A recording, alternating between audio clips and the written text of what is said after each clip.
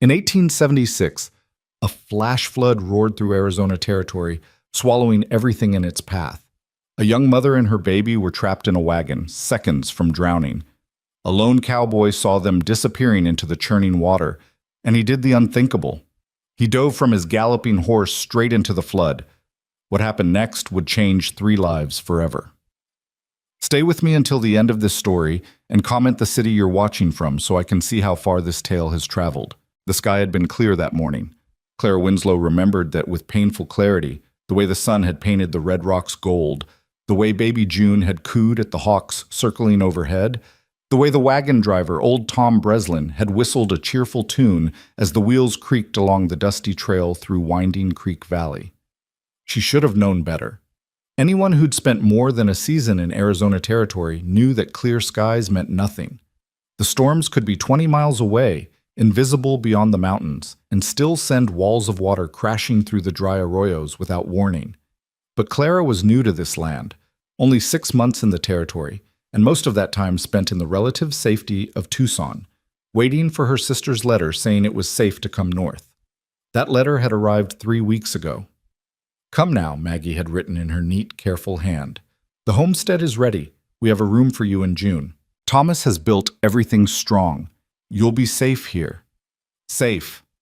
Clara had clung to that word like a prayer as she'd packed their meager belongings, as she'd paid Tom Breslin the last of her savings to drive them the 100 miles north to Silver Ridge, as she'd wrapped June in every blanket she owned against the October chill.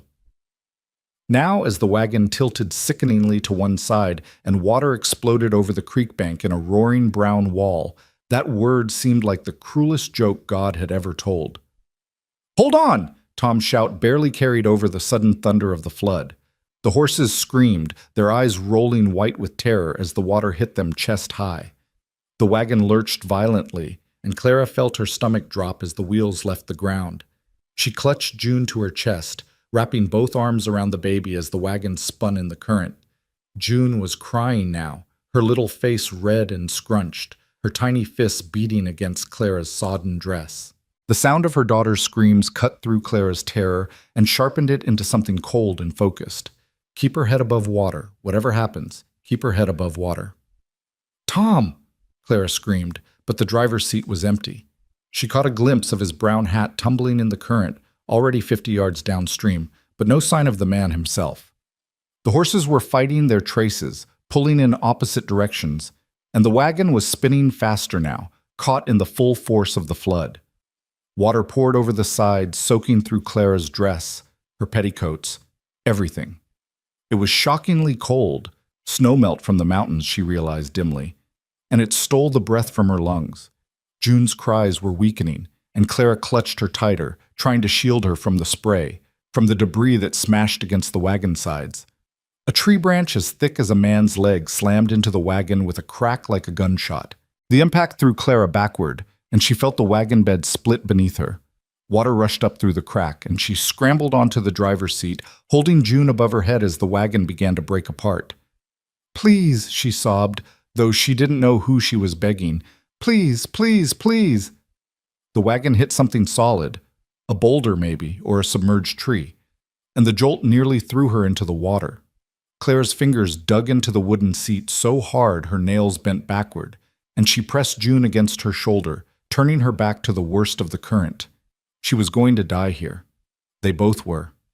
Her baby, her beautiful, perfect June, who had her father's dark eyes and her own stubborn chin, would drown before she ever learned to walk, to talk, to live. And Clara would die knowing she'd failed to protect her, failed to give her the life she'd promised when she'd held her for the first time and whispered, "I'll keep you safe. Always." The wagon gave another sickening lurch, and Clara felt the whole structure beginning to tip. The current had shifted, pushing them toward the far bank where the water churned against a stand of cottonwood trees. In seconds, they'd be crushed against those trunks, or the wagon would capsize completely and they'd be swept under. Clara closed her eyes and pressed her lips to June's wet hair. "I love you," she whispered. "I love you so much, baby girl. I'm so sorry." Then she heard it. Hoofbeats, impossibly loud even over the roar of the flood. Her eyes flew open and she saw him.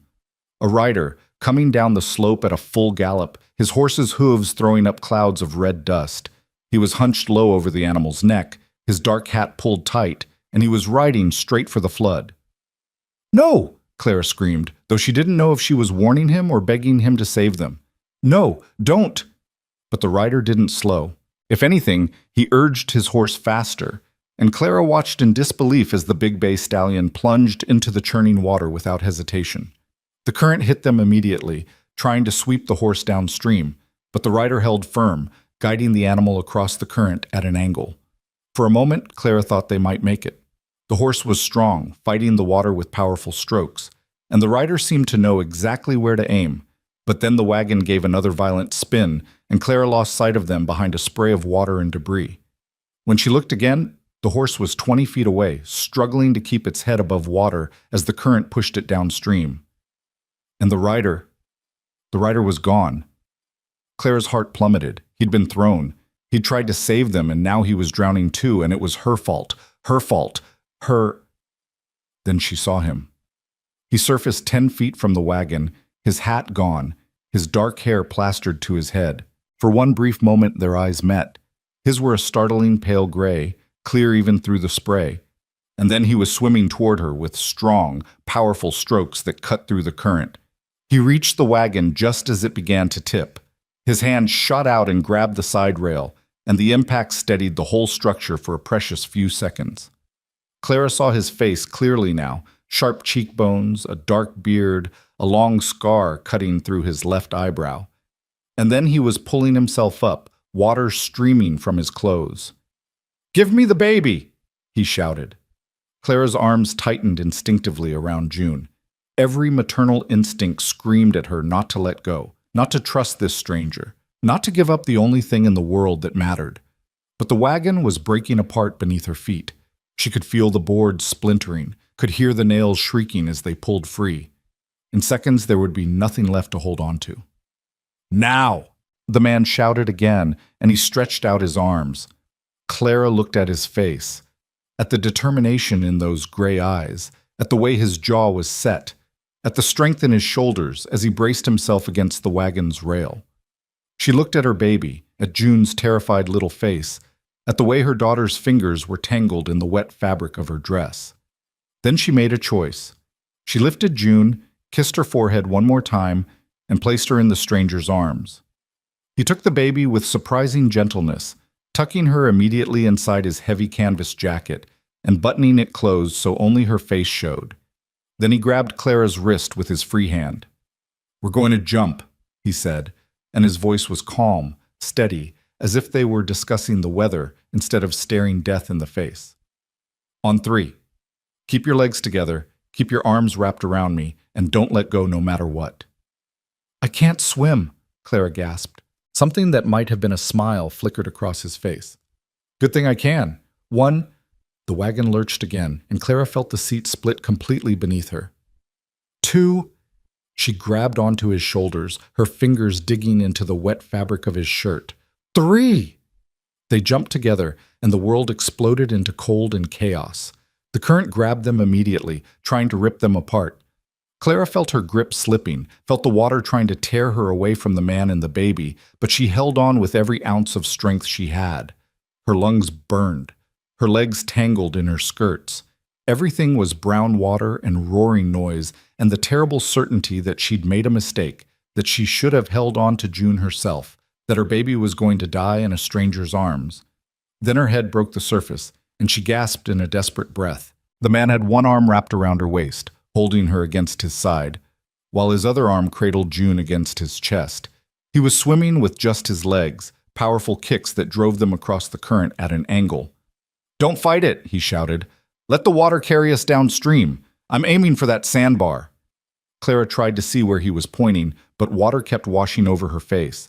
She coughed, choked, and felt herself starting to panic. Her dress was so heavy, pulling her down, and her arms were shaking from exhaustion. "Look at me." The man's voice cut through her terror. "Eyes on me. Breathe when I tell you to breathe." She focused on his face, on those steady gray eyes. "Breathe," he commanded, and she gulped in air. A wave washed over them, and he held her tighter. When they surfaced again, he said, Breathe. She did. They continued like that, him shouting commands, her following them, and slowly the panic receded. She could see the sandbar now, a strip of pale brown 40 feet ahead. The man kicked harder, adjusting their angle, and Clara felt the current beginning to weaken as they moved into shallower water. Her foot touched bottom. Then her knees hit sand and the man was pulling her upright, supporting her as she struggled to stand in water that was only chest deep now. Together they waded toward the sandbar, fighting the current with every step. When they finally collapsed onto dry ground, Clara couldn't move. She lay on her side, coughing up water, her whole body shaking so hard her teeth rattled. Dimly, she was aware of the man moving beside her, of the sound of him unbuttoning his jacket. And then, "Mama?" The word, her daughter's voice, weak but alive, cut through everything else. Clara rolled onto her hands and knees and saw the man cradling June, checking her carefully, his big hands impossibly gentle as he made sure she was breathing, uninjured, whole. June was crying, but it was the strong, angry cry of a healthy baby who'd been frightened and soaked and wanted her mother right now. It was the most beautiful sound Clara had ever heard. "She's all right," the man said, and Clara heard the relief in his voice. Cold and scared, but not hurt. "Here." He placed June in Clara's arms, and Clara clutched her daughter to her chest, sobbing so hard she couldn't breathe. She pressed her face against June's wet hair and just held her, feeling the baby's heart beating against her own, feeling the rise and fall of those tiny lungs, feeling the warmth of her breath. "Thank you," she gasped between sobs. "Thank you, thank you, thank you." "Save your breath," the man said quietly. He stood, looking back at the flood. The water was already starting to recede, dropping as quickly as it had risen, leaving a landscape of mud and destruction in its wake. Clara could see the shattered remains of the wagon hung up in the cottonwoods downstream, the horses nowhere in sight. Tom Breslin was gone. Everything she'd owned was gone. They were stranded in the middle of the Arizona wilderness with nothing but the clothes on their backs and the kindness of a stranger. The man whistled sharply, 2 long notes that carried over the rushing water. Clara watched in amazement as the big bay horse emerged from the far side of the flood, shaking itself like a dog. The animal picked its way carefully across the receding water and climbed onto the sandbar, immediately moving to its rider's side. "Good boy, Thunder," the man murmured, running his hand down the horse's neck. Then he turned to Clara. "Can you ride?" Clara looked at him blankly. Her brain felt slow, waterlogged. What? "Can you ride a horse?" he repeated patiently. "We need to get you and the baby somewhere warm and dry before nightfall. My ranch is 3 miles north. It's the closest shelter." "I can ride," Clara managed. She'd learned as a girl, though it had been years since she'd sat a horse. "But June, I'll hold her." He held out his arms. "You'll ride in front. I'll ride behind and keep you both steady. We'll take it slow." Clara hesitated. The man seemed to read her thoughts because he said very gently, "Ma'am, I just pulled you out of a flood. If I meant you harm, I could have let you drown. My name's Rowan Hale. I've got a ranch 3 miles from here and an old man named Santos who'll feed you beans and lecture me for bringing you in soaked. You're safe. I give you my word." There was something in his eyes when he said it, a quiet certainty, a bone-deep honor. That made Clara believe him. She nodded slowly and let him take June again. Getting onto the horse was harder than she'd expected. Her legs were shaking, her dress weighed 100 pounds, and she could barely pull herself into the saddle. Rowan had to help her, his hands impersonal and steady as he lifted her up. Then he mounted behind her in one smooth motion, settling June in the crook of his left arm while his right arm went around Clara's waist to hold the reins. "Lean back against me," he said. "I've got you both." Clara was too exhausted to argue. She let herself sag back against his chest, felt the solid warmth of him behind her, and closed her eyes as Thunder began to walk. The ride to the ranch passed in a blur. Clara kept drifting in and out of awareness. One moment she was conscious of the horse's movement beneath her. The next she was slipping into darkness.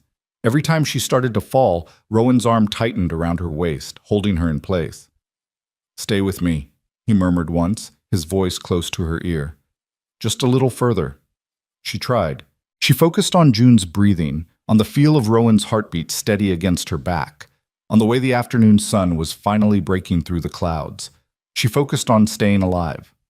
When they finally arrived at the ranch, Clara had just enough awareness to register a small adobe house, a barn, corrals, and an old Mexican man who came hurrying out with an expression of alarm. Dios mío! Rowan, what happened? Flash flood, Rowan said tersely, dismounting with June still cradled in his arm. Get the fire going, Santos. Hot water, blankets, and see if you can find any of Maria's old clothes. Maria's been gone 5 years. I know. Check the chest in the back room. Clara tried to dismount by herself and nearly fell. Rowan caught her with his free arm, steadying her, and she found herself looking up into those gray eyes again. Easy, he said. Santos, help me get her inside. The old man hurried over, and together they half-carried Clara into the house. The interior was simple. Whitewashed walls, a stone fireplace, rough-hewn furniture, but it was warm and dry and safe. Clara sank onto a bench by the fire and watched dully as Santos bustled around, stoking the flames, hanging a pot of water to heat. Rowan still held June, rocking her gently as the baby's cries finally quieted to hiccuping whimpers. He looked comfortable with her, Clara noted distantly. Natural, as if he held babies every day, though something about this house suggested he lived alone except for the old man. What's her name? Rowan asked quietly. June, Clara whispered. Her name is June. June, he repeated and smiled down at the baby. That's a good strong name. You're a brave girl, June. Your mama, too. Tears started flowing down Clara's face again, and she couldn't stop them. The warmth of the fire, the safety of these walls, the sheer overwhelming relief of being alive. It all crashed over her at once, and she put her face in her hands and wept. She felt someone drape a blanket around her shoulders, heard Santos muttering in Spanish as he moved around the room. Then Rowan was crouching in front of her, June still in his arms. You're safe now, he said, and there was such certainty in his voice that Clara believed him. Both of you. I promise. Clara looked at him through her tears, at this stranger who'd dove off a galloping horse into a flood, who'd carried them both to safety, who was holding her baby with such gentle care, and managed to nod. Thank you, she whispered again. Rowan's expression softened. Rest now. We'll talk when you're warm and dry. He stood and carried June toward the fire, settling into a rocking chair with the baby still bundled against his chest. Clara watched through heavy-lidded eyes as he rocked slowly, murmuring something too quiet for her to hear, while Santos brought her a cup of hot tea and insisted she drink. The tea warmed her from the inside out. The fire warmed her from the outside in. And slowly, so slowly, Clara felt the bone-deep cold beginning to leave her body. She must have dozed, because the next thing she knew, Santos was touching her shoulder gently. Señora, he said, I have found some clothes for you. Come, you must get out of these wet things before you catch your death. Clara followed him in a daze to a small bedroom, where he'd laid out a simple dress, stockings, and a shawl. The clothes smelled of cedar and dust, as if they'd been packed away for years, but they were dry and clean. I will stay with the little one, Santos assured her. Take your time. Clara changed quickly, her fingers clumsy on the buttons. The dress was too large. She'd lost weight in the months since Daniel had died, and she'd never been a big woman to begin with. But the shawl helped, and the dry clothes felt like heaven. When she emerged, she found Santos holding June while Rowan had disappeared. The old man smiled at her. Better, see? You have color in your face now. Sit, sit. I have made soup. Clara sank back onto the bench and accepted the bowl he offered. The soup was simple, beans and salt pork and peppers, but it was hot and savory, and she hadn't realized how hungry she was until the first spoonful hit her stomach. Where's Mr. Hale? She asked between bites. Seeing to thunder and checking the flood damage, Santos said. He will be back soon. That man, he cannot sit still for 5 minutes, always working, always moving. But today he did something I have never seen. He dove into that flood without thinking twice, didn't he? Clara nodded, swallowing hard. He saved our lives. That is Rowan, Santos said, his weathered face fond. He acts like he wants to be alone, like he doesn't need anyone. but put someone in danger, and he cannot help himself. He has to save them. The old man looked down at June, who had fallen asleep in his arms. This little one, she is special, I think. Rowan, he looked at her like she matters, like she is worth saving. Every baby is worth saving, Clara said quietly. See, of course. But Rowan, he has lost much. His wife, his son, a fever 5 years ago. Since then, he has been alone. By choice, you understand? But today, holding your little June, I saw something in his eyes I have not seen in a long time. Clara's chest tightened. She'd been so focused on her own grief, on surviving each day with June after Daniel's death, that she hadn't considered that the man who'd saved them might be carrying his own scars. The door opened and Rowan stepped inside, bringing a gust of cool evening air with him. He'd changed into dry clothes, dark trousers, a clean shirt, his hair still damp but combed back from his face. Without the wet jacket and the desperation of the flood, Clara could see him clearly for the first time. He was tall, lean, but strong, probably in his early 30s. The scar through his eyebrow gave him a dangerous look, but his eyes were kind. Tired, Clara thought. There was a bone-deep weariness in those eyes that had nothing to do with physical exhaustion. "How are you feeling?" he asked, moving to hang his hat by the door. "Better," Clara said. "Thanks to you and Santos. I don't know how to repay—" "No need," Rowan interrupted quietly.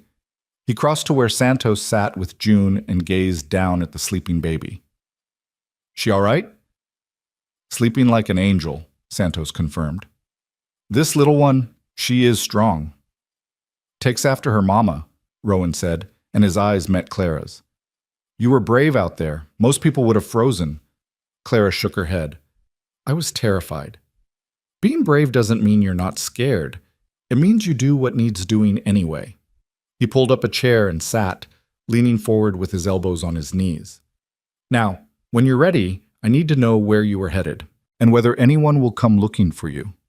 Clara took a breath, organizing her scattered thoughts. "My sister," she said. "Maggie Duncan. She and her husband Thomas have a homestead near Silver Ridge. I was traveling there with my daughter. Our driver, Tom Breslin." "I saw him go under," Rowan said gently. "I'm sorry." Clara's eyes burned, but she had no more tears left. She'd barely known Tom, had hired him only 3 days ago in Tucson, but he'd seemed kind. He'd told her stories about his grandchildren, had whistled cheerful tunes to make June laugh. Now he was gone, swept away in seconds. "My sister will be expecting me," she continued. "We were supposed to arrive before nightfall. When we don't come, she'll worry. She'll send Thomas looking." Rowan nodded slowly. "Silver Ridge is 20 miles north. The flood took you 5 miles downstream from where you started, which means you were on the Old Creek Road. That puts your sister's place, 25 miles from here?" "I don't know," Clara admitted. "I'm not familiar with the area." "I am," Santos interjected. "The Duncan homestead. It is northwest of here, perhaps 24 miles. A day's ride, if you know the way." "Tomorrow," Rowan decided. "Soon as it's light, I'll take you to your sister's. Tonight you rest. Build up your strength. You've had a hell of a day." Clara wanted to protest, to say she couldn't impose any further, but the truth was she could barely keep her eyes open. The warmth of the fire, the food in her belly, the sheer relief of being safe. It was pulling her under like a tide. "Thank you," she whispered, "for everything." Rowan stood and took June carefully from Santos, cradling her with practiced ease. "Come on," he said to Clara. "I'll show you where you'll sleep." Clara followed him down a short hallway to a small bedroom. The bed was simple, a wooden frame, a cornhusk mattress, quilts piled high, but it looked like paradise. Rowan laid June carefully in the center of the bed, tucking blankets around her to keep her from rolling. "Santos will bring you anything else you need," he said. "Water, food, extra blankets. You just rest." He turned to leave, but Clara caught his sleeve. "Mr. Hale," she said, "why did you do it? Why did you risk your life for strangers?" Rowan was quiet for a long moment, his eyes distant. When he finally spoke, his voice was rough. "Because I couldn't save them," he said. "My wife and son. I couldn't save them when the fever came." So when I saw you and your daughter in that water, he stopped, cleared his throat. I had to try. Clara's heart broke for him. She wanted to say something, anything that might ease the pain in his eyes. But what words existed for that kind of loss? You did save us, she said finally. You saved June. You gave her a future. Rowan looked at the sleeping baby, and something soft crossed his face. Get some rest, Mrs. Winslow. Tomorrow's a long ride. He left, closing the door quietly behind him, and Clara crawled onto the bed beside her daughter. She curled around June's small body, one hand resting protectively on the baby's chest, feeling the steady rise and fall of breath. They were alive. Against all odds, they were alive.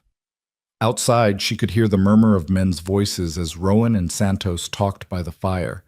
The sound was comforting, as was the crackle of flames and the distant sound of horses in the corral. For the first time since Daniel had died, Clara felt something other than grief and fear. She felt gratitude, hope, the sense that maybe, just maybe, she and June would be all right. She closed her eyes and let sleep take her. But she didn't know, couldn't know, that the flood had washed them into more than just Rowan Hale's life. It had washed them into the middle of a range war, into the path of a ruthless man who wanted her sister's land and would use Clara's presence to get it. The flood hadn't been the end of their troubles. It had only been the beginning. Clara woke to the sound of a baby crying and sunlight streaming through a gap in the curtains. For a moment, she couldn't remember where she was. The unfamiliar room, the rough wool blanket, the smell of wood smoke and coffee. Then it all came rushing back. The flood, the wagon. Rowan Hale diving into the water. She sat up quickly, reaching for June, who was red-faced and wailing.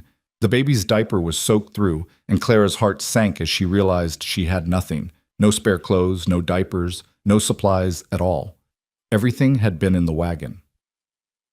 There was a soft knock at the door, and Santos's voice called, "Señora, may I come in?" "Yes," Clara said, trying to soothe June while simultaneously feeling utterly helpless. The door opened, and Santos entered carrying a bundle of cloth. His weathered face creased into a sympathetic smile. "The little one. She is hungry and wet, see? I have brought what I could find. Old sheets we can use for diapers, and there is goat's milk warming by the fire.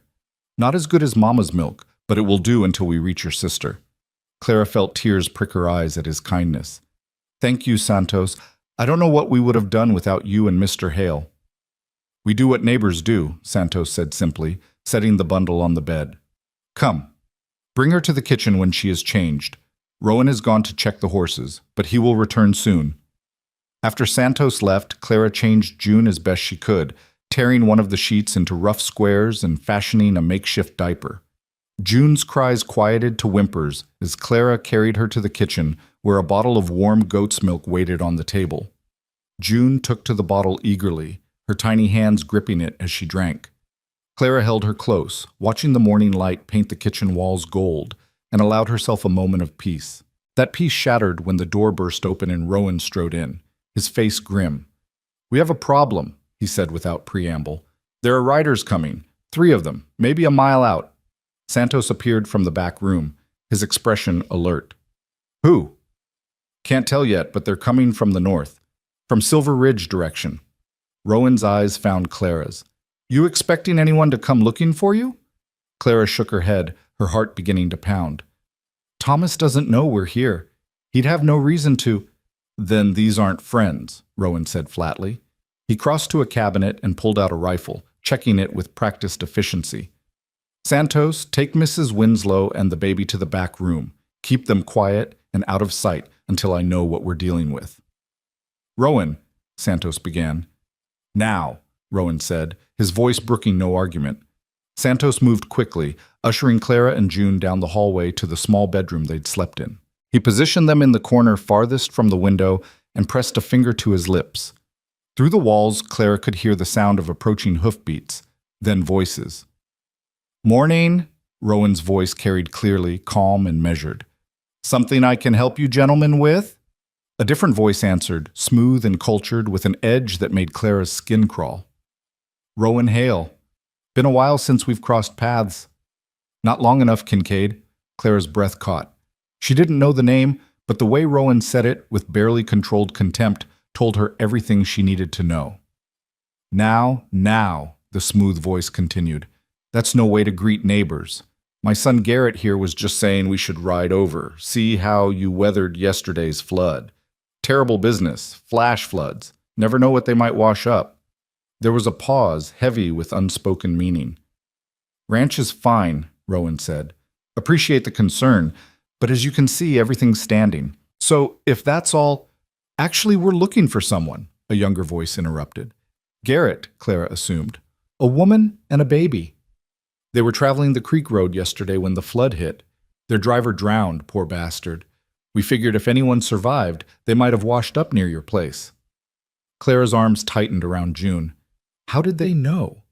How could they possibly know about her and June unless someone had told them, or unless they'd been watching the road? Haven't seen anyone, Rowan said, and Clara marveled at how easily the lie came to him. Like I said, flood didn't touch the ranch. If someone had washed up, I'd have found them yesterday when I was checking my fences. The smooth voice, Kincaid, sounded unconvinced. Mind if we take a look around, just to ease our minds? The woman's sister is worried sick, you understand. Margaret Duncan. Lives up near Silver Ridge. Maggie. They were talking about Maggie. Which meant they knew exactly who Clara was and where she'd been headed. I do mind, actually, Rowan said, and Clara heard steel in his voice. This is my property, Kincaid. You want to search it. You bring a marshal with a warrant. Otherwise, you can turn those horses around and ride back the way you came. That's real unfriendly, Hale. I'm not feeling friendly. Your boy there tried to run off 30 of my cattle last month. Only reason I didn't shoot him is because I can't prove it was him. But I know your brand and I know your methods. So no, you're not welcome on my land. The tension stretched so tight Clara could feel it through the walls. June squirmed in her arms, and Clara pressed her hand gently over the baby's mouth, praying she wouldn't cry. Then Kincaid laughed, a cold sound devoid of humor. You always were stubborn, Hale. Fine. We'll leave. But if you do happen to see a woman and a baby, Clara Winslow is her name, you'll let us know, won't you? Her sister's awful worried, and you know how dangerous it is for a woman alone in this territory, all kinds of trouble she could run into. I'll keep that in mind, Rowan said flatly. You do that. The sound of horses moving, then Kincaid's voice again, farther away now. Oh, and Hale? That northern pasture of yours, the one bordering Duncan land? Might want to keep a closer eye on it. Heard there's been some rustling trouble up that way. Would be a shame if you lost any more cattle. The hoofbeats faded into the distance. Clara waited, barely breathing, until Santos appeared in the doorway. They're gone, he said quietly. But Rowan, he wants to speak with you. Clara followed Santos back to the kitchen, where Rowan stood at the window, watching the riders disappear into the distance. When he turned to face her, his expression was grave. You want to tell me why Dawson Kincaid is looking for you? He asked. Clara sank into a chair, holding June close. I don't know, she said honestly. I've never heard that name before. I don't know who he is or why he'd be looking for me. He's trouble, Rowan said bluntly. Dawson Kincaid owns the biggest spread in the territory, the Double K Ranch. Been buying up land for years, pushing out the small homesteaders. Anyone who won't sell, he makes their life hell until they leave anyway. He paused, his jaw tight. You said your sister has a homestead near Silver Ridge. Yes, Margaret and Thomas Duncan. They've been there 2 years, maybe 3. What's on their land? Rowan asked. Water? Mineral deposits? Prime grazing? Clara tried to remember what Maggie had written in her letters. There's a spring. Maggie mentioned it several times, said it was one of the reasons Thomas chose that spot. The water runs year-round, even in drought. Rowan and Santos exchanged a look. That's it then, Santos said heavily. The spring. Kincaid has been trying to control the water rights in this valley for years. A year-round spring on Duncan land, that would be worth a fortune to him. But they can't just take it, Clara protested. It's Maggie's land. They have a deed, legal and proper. Legal doesn't mean much out here when you're up against men like Kincaid, Rowan said. He uses intimidation, threats, violence when he needs to. Burns barns, runs off livestock, makes it impossible for families to stay. His eyes met Clara's. And if he knows you're here, if he knows you're traveling to your sister's place, he'll use you as leverage.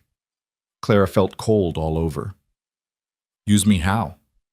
To pressure your sister into selling, or to draw her and her husband out where he can get at them. Rowan moved away from the window, his expression thoughtful. That's why he mentioned her by name. He wanted me to know he knows who you are, where you're going. It's a message. What kind of message? That he's watching, that he knows your business, that if you show up at your sister's place, he'll make sure everyone involved pays the price. Rowan rubbed his jaw, thinking. Question is, how did he know you were coming? Your sister tell anyone? Clara shook her head. I don't think so. Maggie's letter said to come quickly but quietly. She seemed worried even then. A horrible thought occurred to her. Do you think she's already in trouble? That Kincaid has already threatened them? Probably, Santos said gently. If the spring is as valuable as you say, he would have been pressuring them for months, maybe years. Clara looked down at June, who had fallen back asleep in her arms, blissfully unaware of the danger surrounding them. She'd thought the flood was the worst thing that could happen. She'd been wrong. What do I do? She whispered. Rowan was quiet for a long moment, his gray eyes distant. Finally, he said, You stay here. At least for a few days, until I can ride to Silver Ridge and talk to your sister. Find out what the situation is, what kind of pressure Kincaid's been applying, then we'll figure out the safest way to get you there. I can't ask you to do that, Clara said immediately. You've already done so much. You're not asking, I'm offering. Rowan's voice was firm. Kincaid and I have history. He tried to push me off my land 5 years ago, right after... He stopped, swallowed. Right after I lost my family. Thought I'd be easy pickings. He was wrong. I've been a thorn in his side ever since, and he knows if he pushes me too hard, I'll push back harder. Your sister doesn't have that kind of protection. You would do this for strangers? Clara asked. Rowan looked at June, and his expression softened. You're not strangers anymore, he said quietly. Soon as I pulled you out of that water, you became my responsibility. I don't walk away from my responsibilities. Santos nodded approvingly. This is good. I will go with you to Silver Ridge. 2 riders are better than 1, and the Duncans, they should know they have friends. No, Rowan said. You stay here with Mrs. Winslow and June. If Kincaid sends someone back while I'm gone, I want you here. Santos opened his mouth to argue, then closed it again, nodding reluctantly. See, you are right. But you be careful, Rowan. Kincaid, he is not above ambush. I know, Rowan turned to Clara. I'll leave at first light tomorrow. Should be back by nightfall, maybe sooner if the ride goes smooth. Santos will take care of you in June. You need anything, you ask him. And if anyone else comes around... We hide, Clara finished. I understand. Good. Rowan grabbed his hat from the peg by the door. I'm going to check the northern fence line. Make sure Kincaid's threat about rustlers wasn't just talk. Santos, keep the rifle close. He left without another word, and Clara watched through the window as he saddled Thunder and rode out. There was something about the way he sat a horse, easy and natural, but alert, always watching, that spoke of a man who'd learned to be cautious the hard way. He is a good man, Santos said, following her gaze. Stubborn, too proud, sometimes too quick to take on other people's troubles. But good, through and through. He said he lost his family, Clara said quietly. 5 years ago. Santos's weathered face grew sad. See, Maria and their son, Christopher.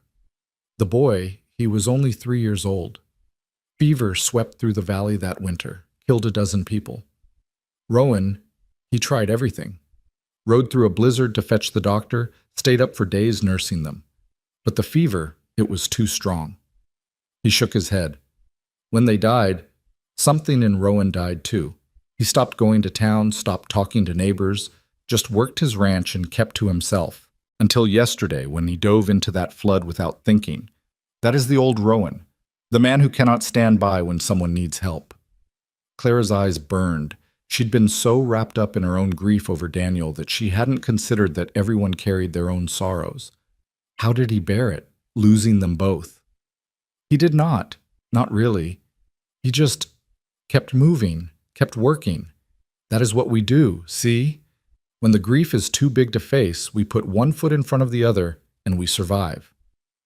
Santos smiled slightly. But today, when he held your little June, I saw something in his eyes. Something I have not seen in 5 years. Hope, maybe. Or purpose. Something worth protecting. Before Clara could respond, June woke with a cry. The rest of the day passed in a blur of feeding, changing, and trying to keep the baby entertained with no toys or familiar things to comfort her. Santos proved surprisingly adept with children, making faces that made June giggle and carving a small wooden rattle from a piece of pine. For my grandchildren, he explained when Clara thanked him. I have 7, all back in Sonora. I have not seen them in 3 years, but I remember how to make the little ones smile. Why haven't you gone back to see them? Clara asked. Santos's smile turned sad. Because Rowan, he needs me. When Maria and Christopher died, everyone else left or stayed away. They did not know what to say, so they said nothing. I stayed because someone had to, and now, after 5 years, this is my home. But someday, when Rowan is ready to live again instead of just survive, maybe then I will go visit my family. That evening, Rowan returned just before sunset, his expression dark. Northern fence is cut in 3 places, he reported. 20 head gone, maybe more. Fresh tracks leading toward Double K land. Santos swore in Spanish. He wastes no time. Never does. Rowan pulled off his hat and ran a hand through his hair. This is about pressure. He's showing me what happens to people who don't cooperate, which means he's serious about getting to your sister through you, Mrs. Winslow. Clara, she said quietly, please. After everything, I think you can call me Clara. Rowan's eyes met hers, and something passed between them. An understanding, an acknowledgement of the bond that had formed when he'd pulled her from the flood. Clara, then, he said, and you should call me Rowan. That night, after June had been put to bed and Santos had retired to his small room off the kitchen, Clara found Rowan sitting on the porch, cleaning his rifle. She stepped outside, wrapping the borrowed shawl around her shoulders against the cool desert night. Can't sleep? Rowan asked without looking up. Too much thinking, Clara admitted. She sat on the bench beside him, careful to keep a respectful distance. I keep wondering what I should do, whether I should just leave, try to make it to Maggie's on my own. I don't want to bring more trouble to your door. You'd never make it, Rowan said bluntly. 25 miles through open country with a baby and no supplies? Kincaid's men would spot you in an hour, and then… He shook his head. No, you stay here until I know what we're dealing with. But your cattle can be replaced. You and June can't. He set down the rifle and finally looked at her. I know what you're thinking, that you're a burden, that you're causing problems. But Clara, the problems were already here. Kincaid's been pushing at me for years. This is just the latest move in a long game. Clara studied his profile in the moonlight, the strong jaw, the scar through his eyebrow, the lines around his eyes that spoke of years of squinting into the sun. Santos said you used to be different, before the fever. Rowan was quiet for so long Clara thought he wouldn't answer. When he did, his voice was rough. I was. I smiled more, talked more, believed the world was mostly good and people were mostly decent. He laughed without humor. Maria used to say I was too trusting, that I saw the best in everyone. She was the cautious one, the one who watched for danger. After she died, I realized she'd been right all along. The world isn't kind. People will take everything you love if you're not careful. But you still helped us, Clara said softly. Even though you could have ridden past that wagon, even though helping us is bringing you nothing but trouble. I couldn't ride past, Rowan said. I tried to be that man, the one who keeps his head down and his heart closed. For 5 years I tried, but when I saw you in that water holding June, knowing you were about to die, he stopped, his jaw working. I couldn't let it happen. I couldn't stand by and watch another child die. Not if there was any chance I could stop it. Clara's throat tightened. Thank you, she whispered, for not riding past. They sat in silence for a while, listening to the night sounds. Coyotes in the distance, the rustle of wind through the sage, the soft sounds of horses in the corral. It was Clara who finally spoke again. My husband died 6 months ago, she said. Daniel. He was a good man, kind and gentle. He worked as a bookkeeper in Tucson.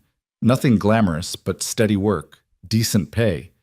Then one day he didn't come home. They found him in an alley, beaten to death for the $3 in his pocket. She felt the familiar grief rise in her chest, but it was duller now, worn smooth by time. I was 5 months pregnant.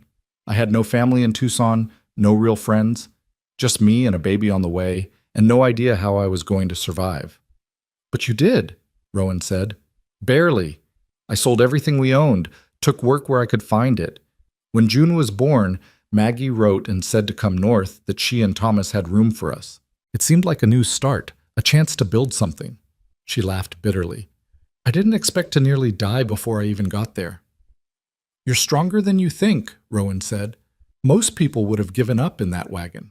Let the water take them. But you fought. You held on to June, and you fought. I had to. She's all I have left. I know the feeling, Rowan said quietly. Then, as if realizing he'd revealed too much, he stood. It's late. You should get some rest.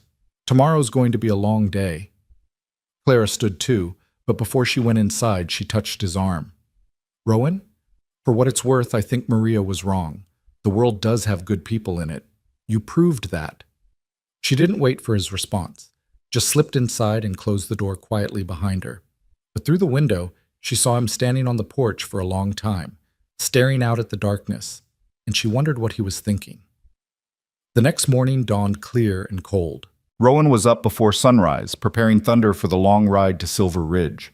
Santos packed supplies, food, water, ammunition, while Clara fed June and tried not to let her worry show. I should be back by nightfall, Rowan said as he checked his saddle. But if I'm not, don't worry.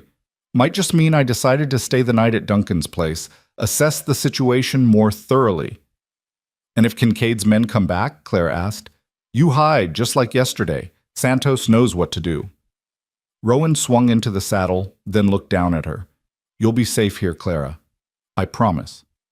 It's not me I'm worried about, Clara said. It's you.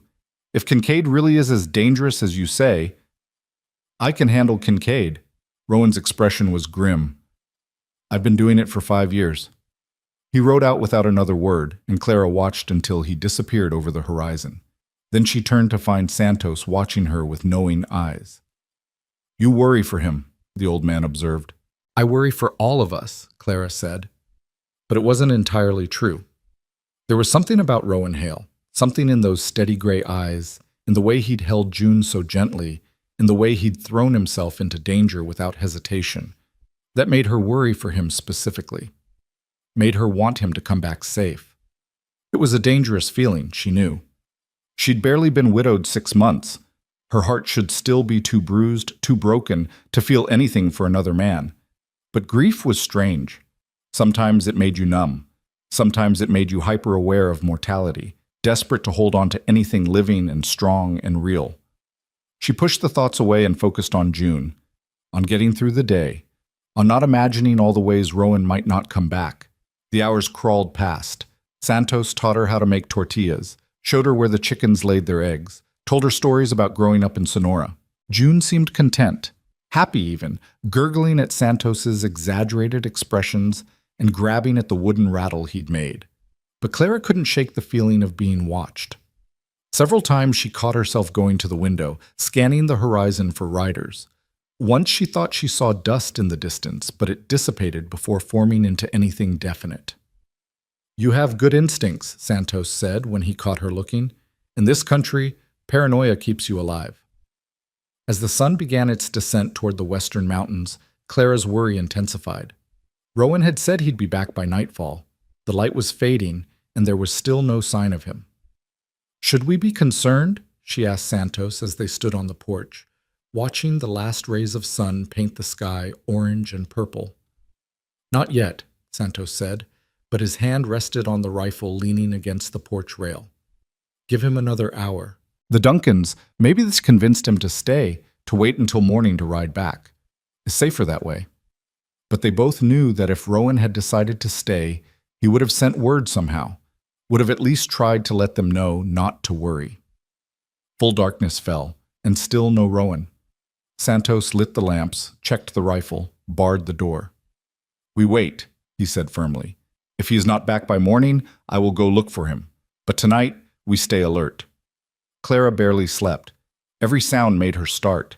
The wind rattling the shutters, a coyote's howl, the horses shifting in the corral. She held June close, trying to draw comfort from her daughter's warmth, and prayed to a God she wasn't sure was listening that Rowan Hale would ride back over that horizon come morning. Just before dawn, she finally dozed off, exhausted. She woke to Santos shaking her shoulder.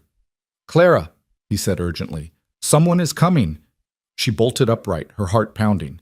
"Is it—" "I do not know." "One rider, coming fast." "Get June and go to the back room, now." Clara scooped up her daughter and ran. Through the walls she heard the thunder of hoofbeats, heard them slow and stop outside the house. Heard Santos call out, "Who comes?" Then, like a prayer answered, Rowan's voice. "It's me, Santos. Open up." Clara nearly collapsed with relief. She heard the door open, heard Santos exclaim in Spanish, heard Rowan's weary voice responding. When she emerged from the back room, she found Rowan in the kitchen, his face haggard, dried blood on his sleeve. "What happened?" Santos demanded, already reaching for bandages. "Ambush," Rowan said shortly. "They were waiting on the road about 5 miles from Duncan's place. 4 of them, maybe 5. I managed to get past, but not before one of them got a shot off. Grazed my arm. Nothing serious." "Who?" Clara asked, though she already knew. "Kincaid's men." Rowan's jaw was tight. "They weren't trying to kill me, just slow me down, warn me off. But I made it to your sister's place, Clara, and I talked to Thomas Duncan. He confirmed what we suspected. Kincaid's been pressuring them hard for months, trying to buy their land, threatening them when they refuse. Last week he told them he knew you were coming, that if they didn't sell, he'd make sure you never made it to their homestead alive." Clara felt ice in her veins. "He threatened June?" "He threatened all of you. Said accidents happen all the time in this territory. Floods, fires, raids. Said it would be a shame if something happened to their sister and her baby." Rowan's eyes were hard. "Thomas wanted to come back with me, bring you and June there anyway, but I convinced him that's exactly what Kincaid wants. He wants you together in one place where he can apply maximum pressure." "So what do we do?" Clara whispered. Rowan looked at her, and despite his exhaustion, his gaze was steady. "We fight, but we do it smart, and we do it together. Your sister's not alone anymore. She's got Thomas, she's got you, and now she's got me and Santos. Kincaid wants a war, we'll give him one. But on our terms, not his." Santos grinned fiercely. "Now you sound like the old Rowan, the one who would not back down from a fight." "I've backed down from too many fights," Rowan said quietly. "Time to stop running." He looked at June, asleep in Clara's arms, and something shifted in his expression, something protective and determined. Time to stand and fight. Clara spent the next 3 days learning what it meant to live under the shadow of a threat. Santos taught her how to load the spare rifle, how to bar the doors properly, how to keep watch without being seen from a distance. Rowan rode out each morning to check his fences and look for signs of Kincaid's men, always returning before nightfall with a grim expression that told Clara the pressure was building. On the 4th morning, a rider appeared on the horizon carrying a white flag. Santos spotted him first and called Rowan in from the corral. They watched together as the rider approached slowly, one hand raised to show he meant no harm. "That's one of Duncan's hands," Rowan said, his hand relaxing on his rifle. "Name's Cooper. Good man." The rider pulled up 20 yards from the house, his young face tight with worry. "Mr. Hale, Mrs. Winslow, if you're in there, you need to hear this." Clara stepped onto the porch, June in her arms. "I'm here. What's happened?" Cooper's eyes widened slightly at the sight of her, then his expression grew urgent. "It's your sister, ma'am. There was a fire last night. Someone torched the workshop where Mr. Duncan does his carpentry. He managed to put it out before it spread to the house, but—" He swallowed hard. "Mrs. Duncan, she's asking for you. Says she needs to see you're safe, needs to know you and the baby are all right. She's beside herself with worry." Clara's heart clenched. "Is Maggie hurt? Is she—" "She's fine, physically. But she's scared, ma'am. Real scared. Mr. Duncan, too, though he won't show it. They want you to come home, say they can protect you better if you're all together." "That's exactly what Kincaid wants," Rowan said flatly. "Get them all in one place, make them desperate enough to sell." "I know that, sir," Cooper said.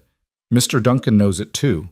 But Mrs. Duncan, she says she won't sell, won't give in, but she needs to see her sister. Needs to know Mrs. Winslow is alive."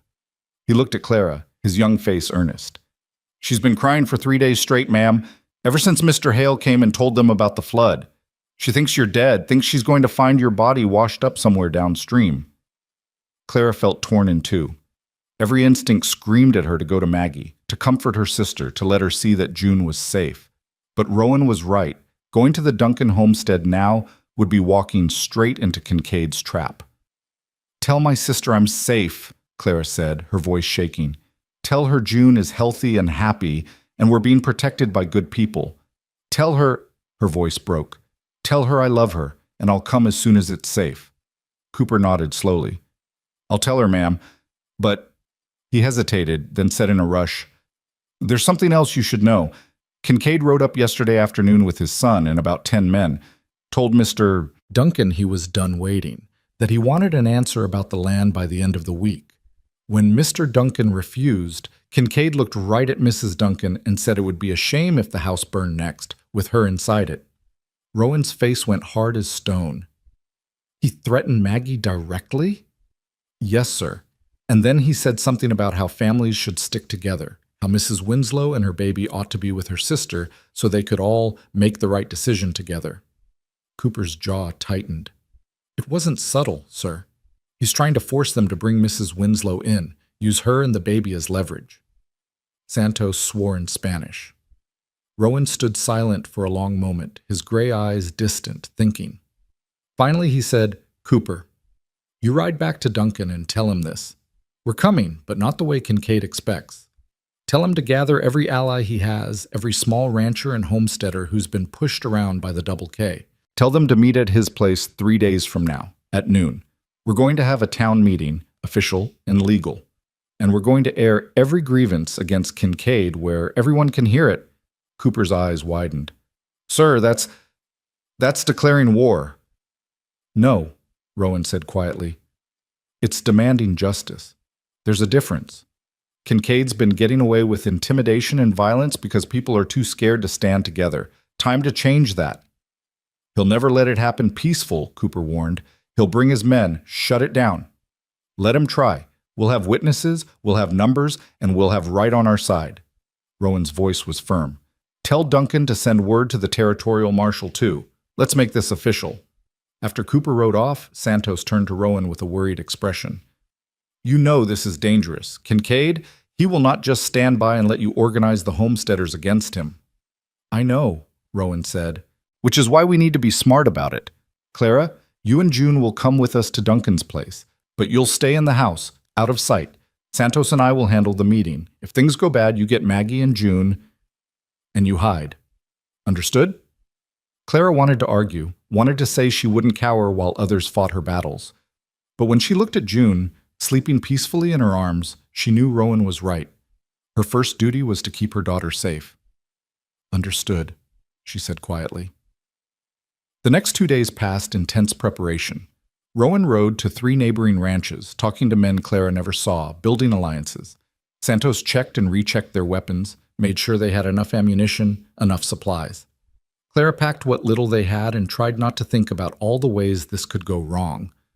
On the morning of the 3rd day, they set out for the Duncan homestead. Rowan rode Thunder with Clara and June seated in front of him, while Santos followed on his sturdy paint mare.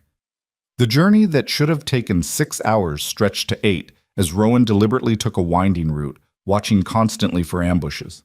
They saw no one, but Clara felt eyes on them the entire ride. Several times Rowan pulled Thunder to a halt, studying the landscape before nodding to himself and continuing. Each time, Clara's heart hammered against her ribs, and she held June tighter. It was late afternoon when they finally crested a hill, and Clara saw her sister's homestead for the first time. It sat in a small valley, protected on 3 sides by low ridges, with a year-round stream running through the property. The house was small but well-built, adobe and timber, with a porch that wrapped around 2 sides. Beyond it stood a barn, chicken coops, and the blackened remains of what must have been the workshop. Before they could ride down, a figure emerged from behind a rock outcropping, rifle raised. Then the gun lowered, and a man's voice called out, "Rowan Hale! About time you showed up!" "Thomas Duncan," Rowan called back. "You planning to shoot me or let me pass? Depends on whether you brought my sister-in-law safe like you promised." Thomas stepped into view, a tall man with broad shoulders and a weathered face. His eyes found Clara, and his expression softened. "Mrs. Winslow, Maggie's been out of her mind with worry." "I'm sorry," Clara said. "I never meant to cause trouble." "Trouble found you, not the other way around." Thomas moved to Thunder's side and reached up to help Clara down. "Come on, let's get you inside before anyone spots us out here in the open." They hurried to the house, where the door flew open before they reached it. Maggie stood in the doorway, her face tear-stained, her hands pressed to her mouth. When she saw Clara, a sob escaped her. "Clara! Oh God, Clara!" The sisters fell into each other's arms, both crying, both trying to talk at once. June, caught between them, let out an indignant wail that made them both laugh through their tears. "Let me see her," Maggie said, pulling back to look at June. "Oh, she's gotten so big. And she's beautiful, Clara, just beautiful." "She looks like Daniel," Clara said softly. "She looks like you too. Look at that chin. Pure Winslow stubbornness." Maggie wiped her eyes and finally seemed to notice the men standing awkwardly in the doorway. "Mr. Hale, Santos, thank you for keeping them safe. I don't know how to repay you." "No repayment needed," Rowan said. "But we need to talk, all of us, about Kincaid and what's coming." They gathered around the kitchen table while Maggie made coffee. The house was neat and homey, with curtains at the windows and a rag rug on the floor, but Clara could see the signs of stress, the dark circles under her sister's eyes, the way Thomas kept his rifle within arm's reach, the bars that had been installed on the inside of the door and windows. "Cooper said you're planning a town meeting," Thomas said, cradling his coffee cup. "I've sent word to everyone I could think of, the Morrisons, the Chens, the Hoffmans, old Bill Weatherby from up north. Most of them have agreed to come, but they're scared, Rowan. Scared of what Kincaid will do if they stand against him." "They should be scared," Rowan said bluntly. "Kincaid doesn't forgive and he doesn't forget. But they should be more scared of what happens if they don't stand together. One by one, he'll take everyone's land. Together, we have a chance." "Did you contact the territorial marshal?" Santos asked. Thomas nodded. "Sent a rider to Tucson 4 days ago. Marshal Briggs sent word back that he'll be here tomorrow morning. Said he's heard rumors about Kincaid's methods and he wants to investigate." "Good," Rowan said. "That's good. Having the law here will make Kincaid think twice about getting violent." "Or it'll make him desperate," Thomas countered. "A cornered animal is the most dangerous kind." They talked for another hour, planning positions, discussing what to do if Kincaid's men tried to disrupt the meeting, making contingencies for every scenario they could imagine. Through it all, Clara watched Rowan, seeing a side of him she hadn't witnessed before. He was strategic, thoughtful, considering angles and possibilities with the mind of a man who'd fought before and learned from it. When the planning was done, Maggie showed Clara to the small bedroom that had been prepared for her in June.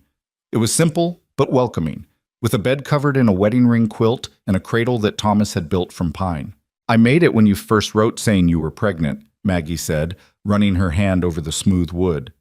"Finished it the week Daniel died. I kept hoping you'd come, that I'd get to see you use it." Clara set June in the cradle and watched her daughter's eyes grow heavy. "I should have come sooner, should have left Tucson right after Daniel was buried." "You were grieving. You needed time." Maggie sat on the edge of the bed, patting the space beside her. When Clara sat, Maggie took her hand. "Tell me true, Clara. Are you all right? Really all right? Cooper said you nearly drowned, that Rowan Hale pulled you from the flood at the last second." Clara thought about how to answer. Was she all right? She'd lost her husband, nearly lost her daughter, and was now caught in the middle of a range war. But she was alive. June was alive. And for the first time since Daniel's death, she felt something other than numb despair. "I'm surviving," she said finally. "Some days that's all I can manage. But Rowan and Santos, they've been good to us, Maggie, better than they had any reason to be. Rowan saved our lives, and he's risking everything to help us now.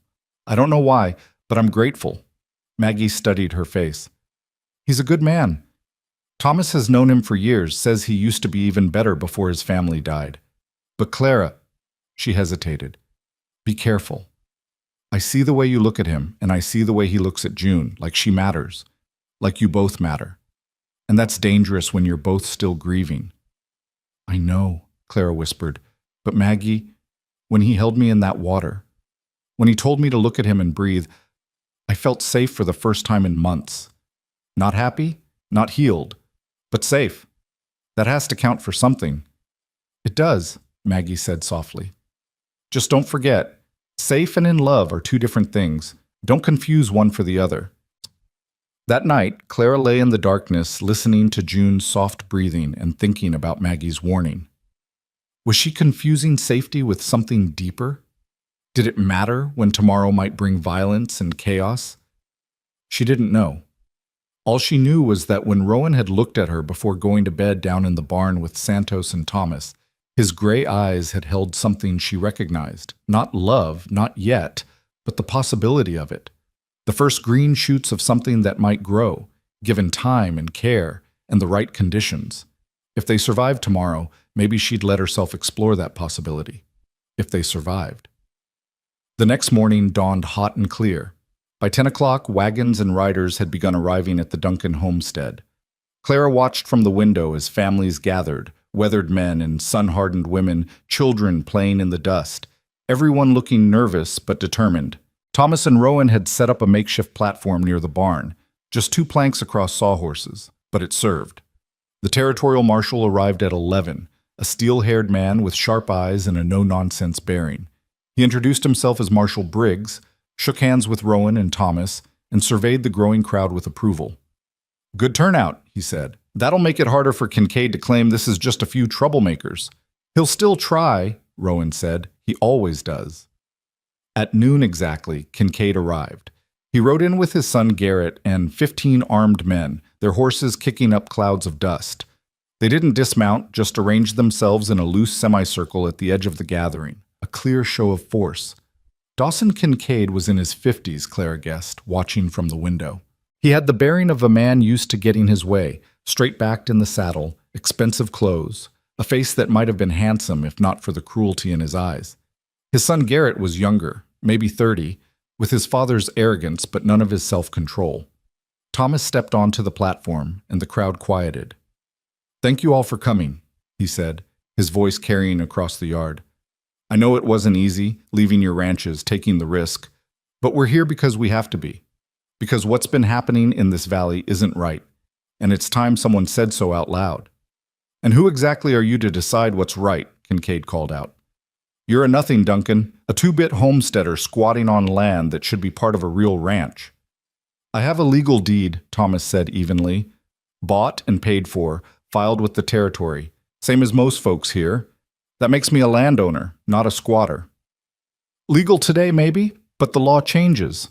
Land changes hands. Smart people know when to sell and move on." "And people who refuse to sell?" Marshal Briggs spoke up, moving to stand beside the platform. "What happens to them, Mr. Kincaid?" Kincaid's eyes narrowed when he saw the marshal's badge. "Marshal Briggs, didn't expect to see you all the way out here." "I go where I'm needed, and I've been hearing some troubling reports about this area. Cattle rustling, mysterious fires, threats made against families. You wouldn't know anything about that, would you?" "I know this valley has gotten dangerous," Kincaid said smoothly. "Raiders, rustlers, all sorts of trouble. That's why small homesteaders like Duncan need the protection of a bigger outfit. My outfit.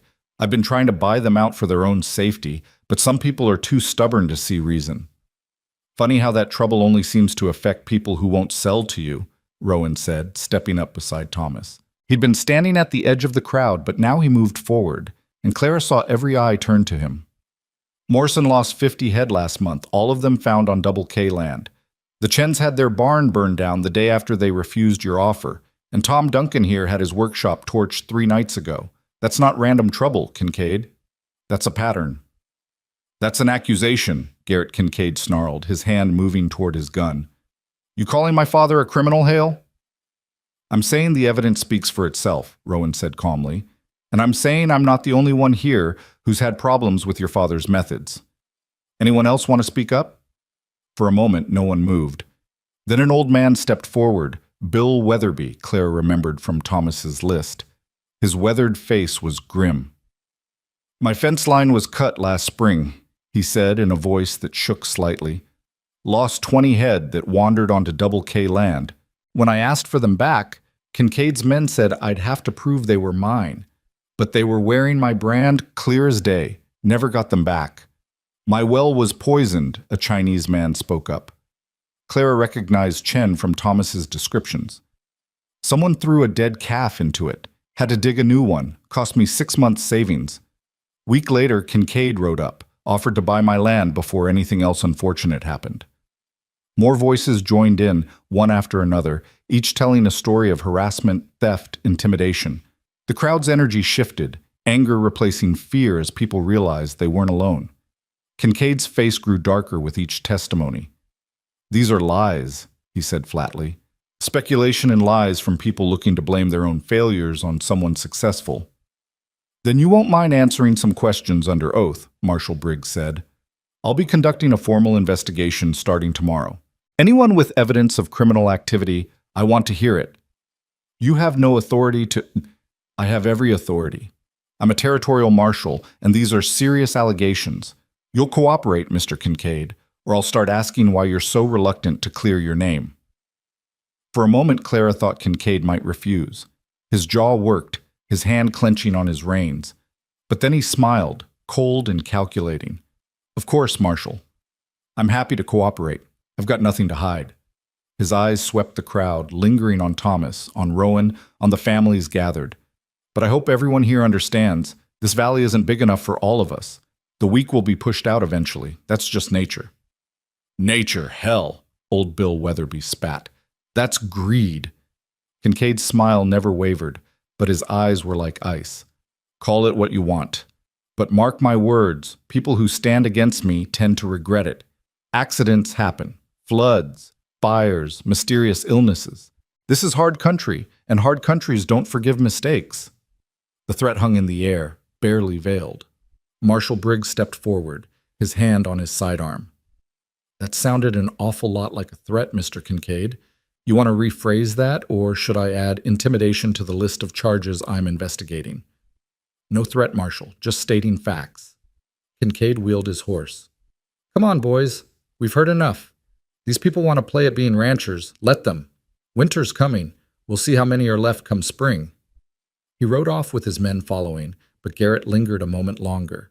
His eyes found the house, found the window where Clara stood, and his smile made her blood run cold. Then he turned and followed his father. Clara stepped back from the window, her heart pounding. Maggie appeared beside her, her face pale. He saw you, Maggie whispered. He knows you're here. Let him know, Clara said, surprised by the steadiness in her own voice. We're not hiding anymore. But as she watched the Kincaid men disappear over the ridge, she couldn't shake the feeling that they'd just made everything worse. The meeting had been a show of unity, yes, but it had also been a declaration of war. And Kincaid didn't look like a man who lost wars gracefully. Outside, the crowd was dispersing, families climbing into wagons and mounting horses. Thomas and Rowan stood with Marshal Briggs, talking intently. Santos had positioned himself by the barn, rifle in hand, watching the ridges. June started crying, and Clara picked her up, bouncing her gently. Through the window, she saw Rowan glance toward the house, his expression concerned. Their eyes met across the distance, and something passed between them. An acknowledgement of the danger they were all in, a shared determination to see this through. The marshal left shortly after, promising to return the next day to begin taking formal statements. The neighboring families followed until only the Morrisons remained, talking quietly with Thomas about establishing a night watch system. Clara was nursing June when she heard the commotion outside. Voices raised, someone shouting. She rushed to the window and saw Santos pointing toward the north ridge, where a column of smoke was rising into the clear sky. Morrison's place, Thomas said grimly, shading his eyes. That's got to be at least 5 miles from here. We can see it because it's a big fire. Morrison turned white. My house. My family. I left my wife and kids there with just 2 hands to watch over them. Go, Rowan said immediately. Take Weatherby and Chen with you. We'll follow as soon as we can. Morrison was already running for his horse. The other men scrambled to mount up, and within minutes they were thundering away across the valley. Thomas started for his own horse, but Rowan caught his arm. Wait, think about this. Kincaid leaves here, and 20 minutes later Morrison's place is burning? That's too convenient.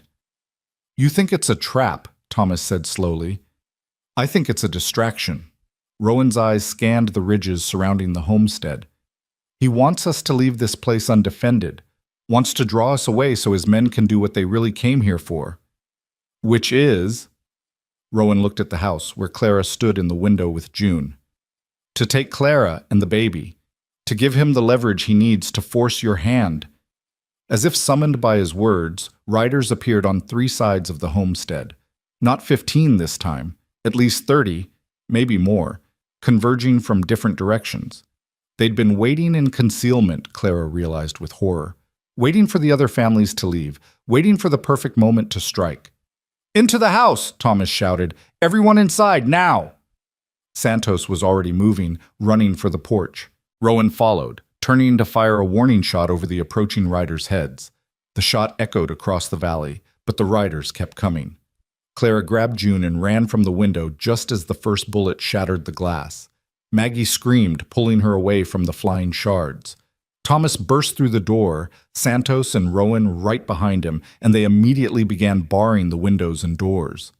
How many? Thomas asked, checking his rifle. 30, maybe more, Rowan said grimly. They've got us surrounded.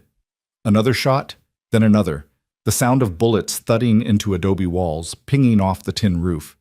Clara clutched June to her chest and crouched in the corner farthest from the windows, her whole body shaking. This was it. This was what Maggie had warned her about. Kincaid hadn't been bluffing. He'd just been waiting for the right moment. And now they were trapped, outnumbered, with no help coming. Rowan appeared beside her, his face streaked with dust and sweat. Clara, listen to me. There's a root cellar under the kitchen. Maggie knows where.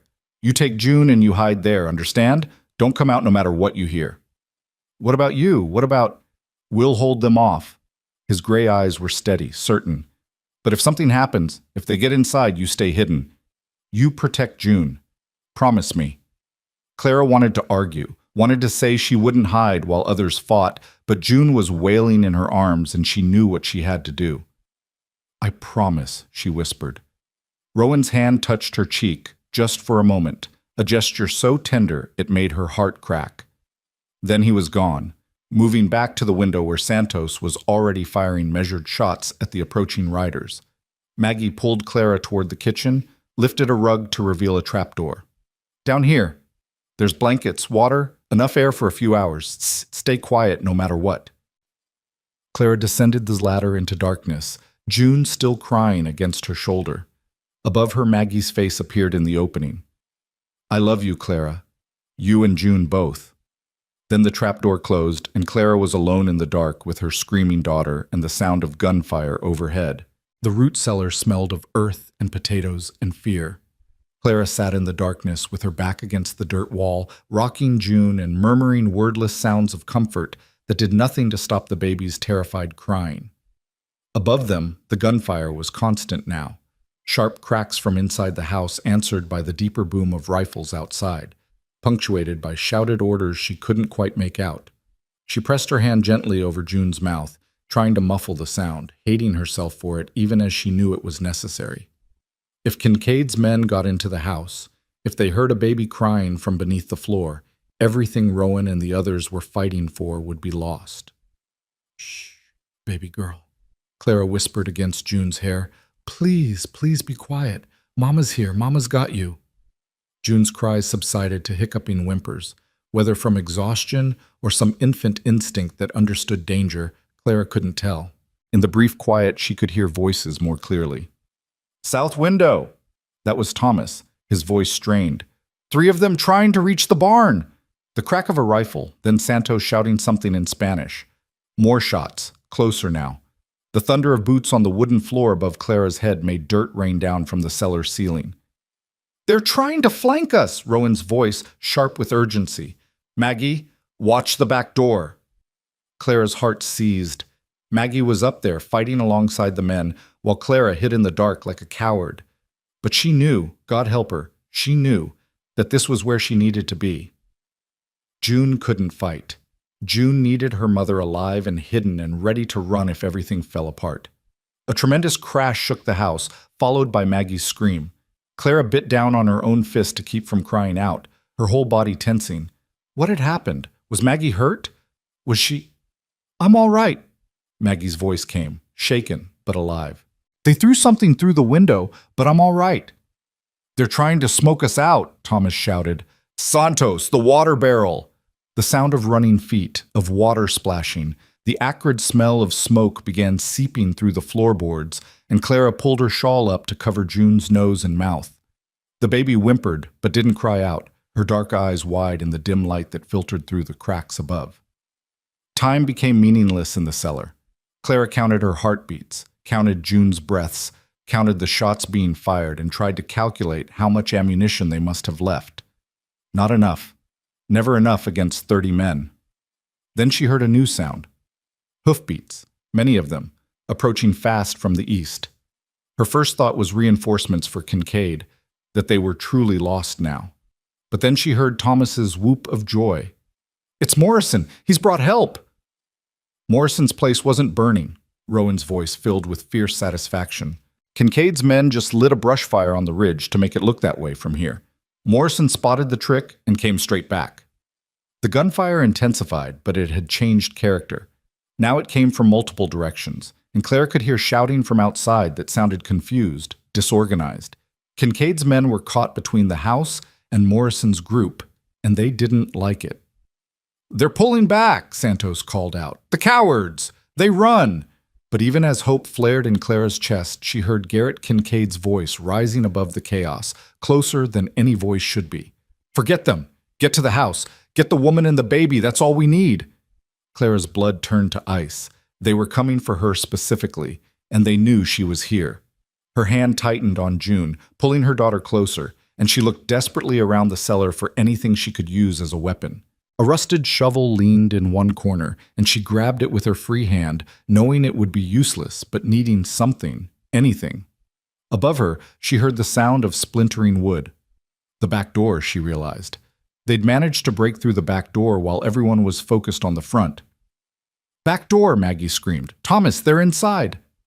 The gunfight moved into the house itself. Claire could hear boots pounding on the floor directly above her, could hear the grunts and curses of men fighting hand to hand. Something heavy crashed to the floor, shaking dust loose from the ceiling. June started crying again, louder this time, and Clara knew with sick certainty that they would hear her. The trapdoor shook as someone stepped on the rug above it. Clara pressed herself into the corner, holding the shovel in one trembling hand and June in the other, and prayed harder than she'd ever prayed in her life. Check under that rug, Garrett's voice so close. She's got to be here somewhere.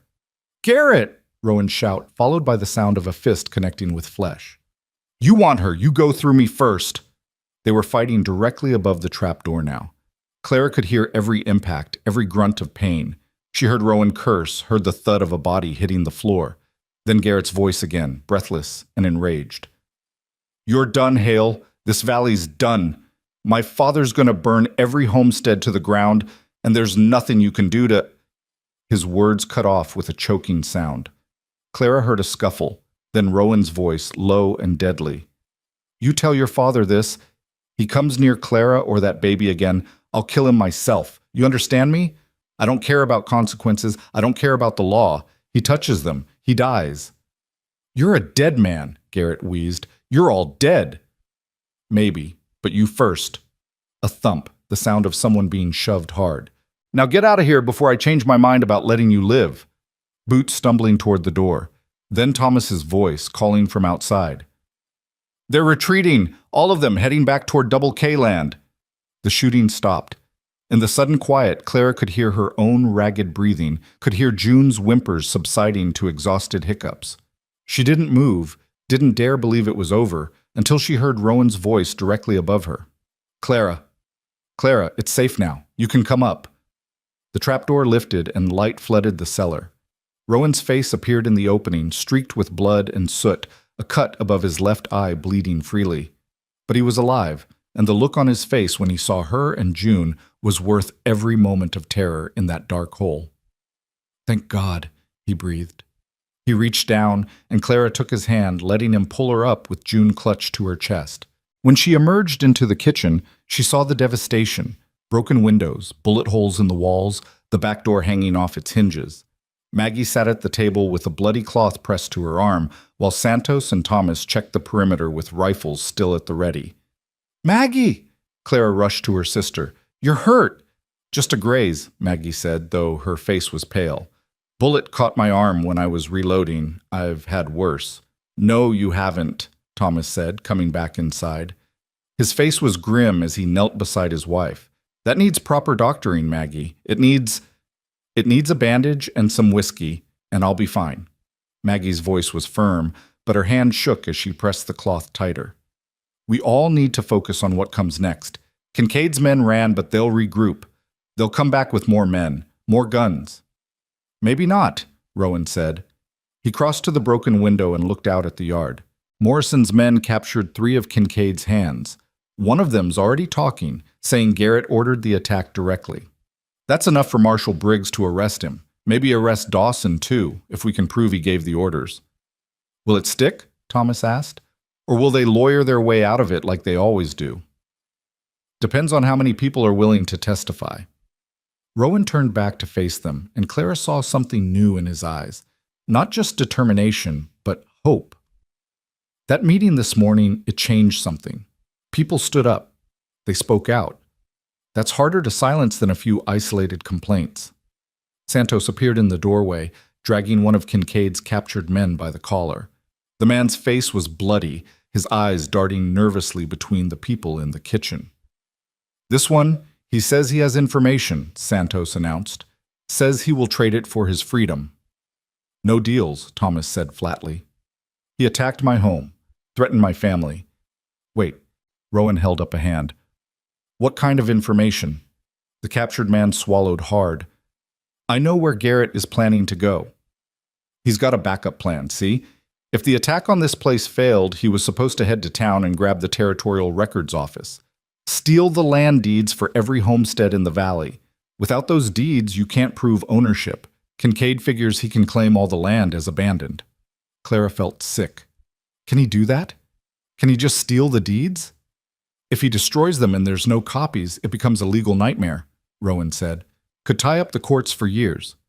Meanwhile, he moves his cattle onto the land, builds his own structures, establishes possession. By the time it gets sorted out, the small ranchers will be broke and scattered." "We have to stop him," Maggie said, trying to stand. She swayed, and Thomas caught her. "You're not going anywhere," Thomas said firmly. "Santos, you and I will ride for town. Warn them what's coming." "No." Rowan's voice cut through the discussion. "Santos stays here to protect the women. You and I ride for town, but we split up. You take the direct route, raise the alarm, get as many armed men as you can. I'll take the ridge trail. It's faster if you know it. I can get there first, get to the records office before Garrett does." "That's a hard ride alone," Thomas warned. "And if Garrett's got men with him, then I deal with them." Rowan checked his rifle, his movements methodical. "Clara, I need you to write something for me. Quick as you can." Clara found paper and pencil amid the chaos and sat at the table. "What do you need?" "A statement. Everything that's happened since the flood. How you got here. What Kincaid's men have done. What you heard Garrett say today.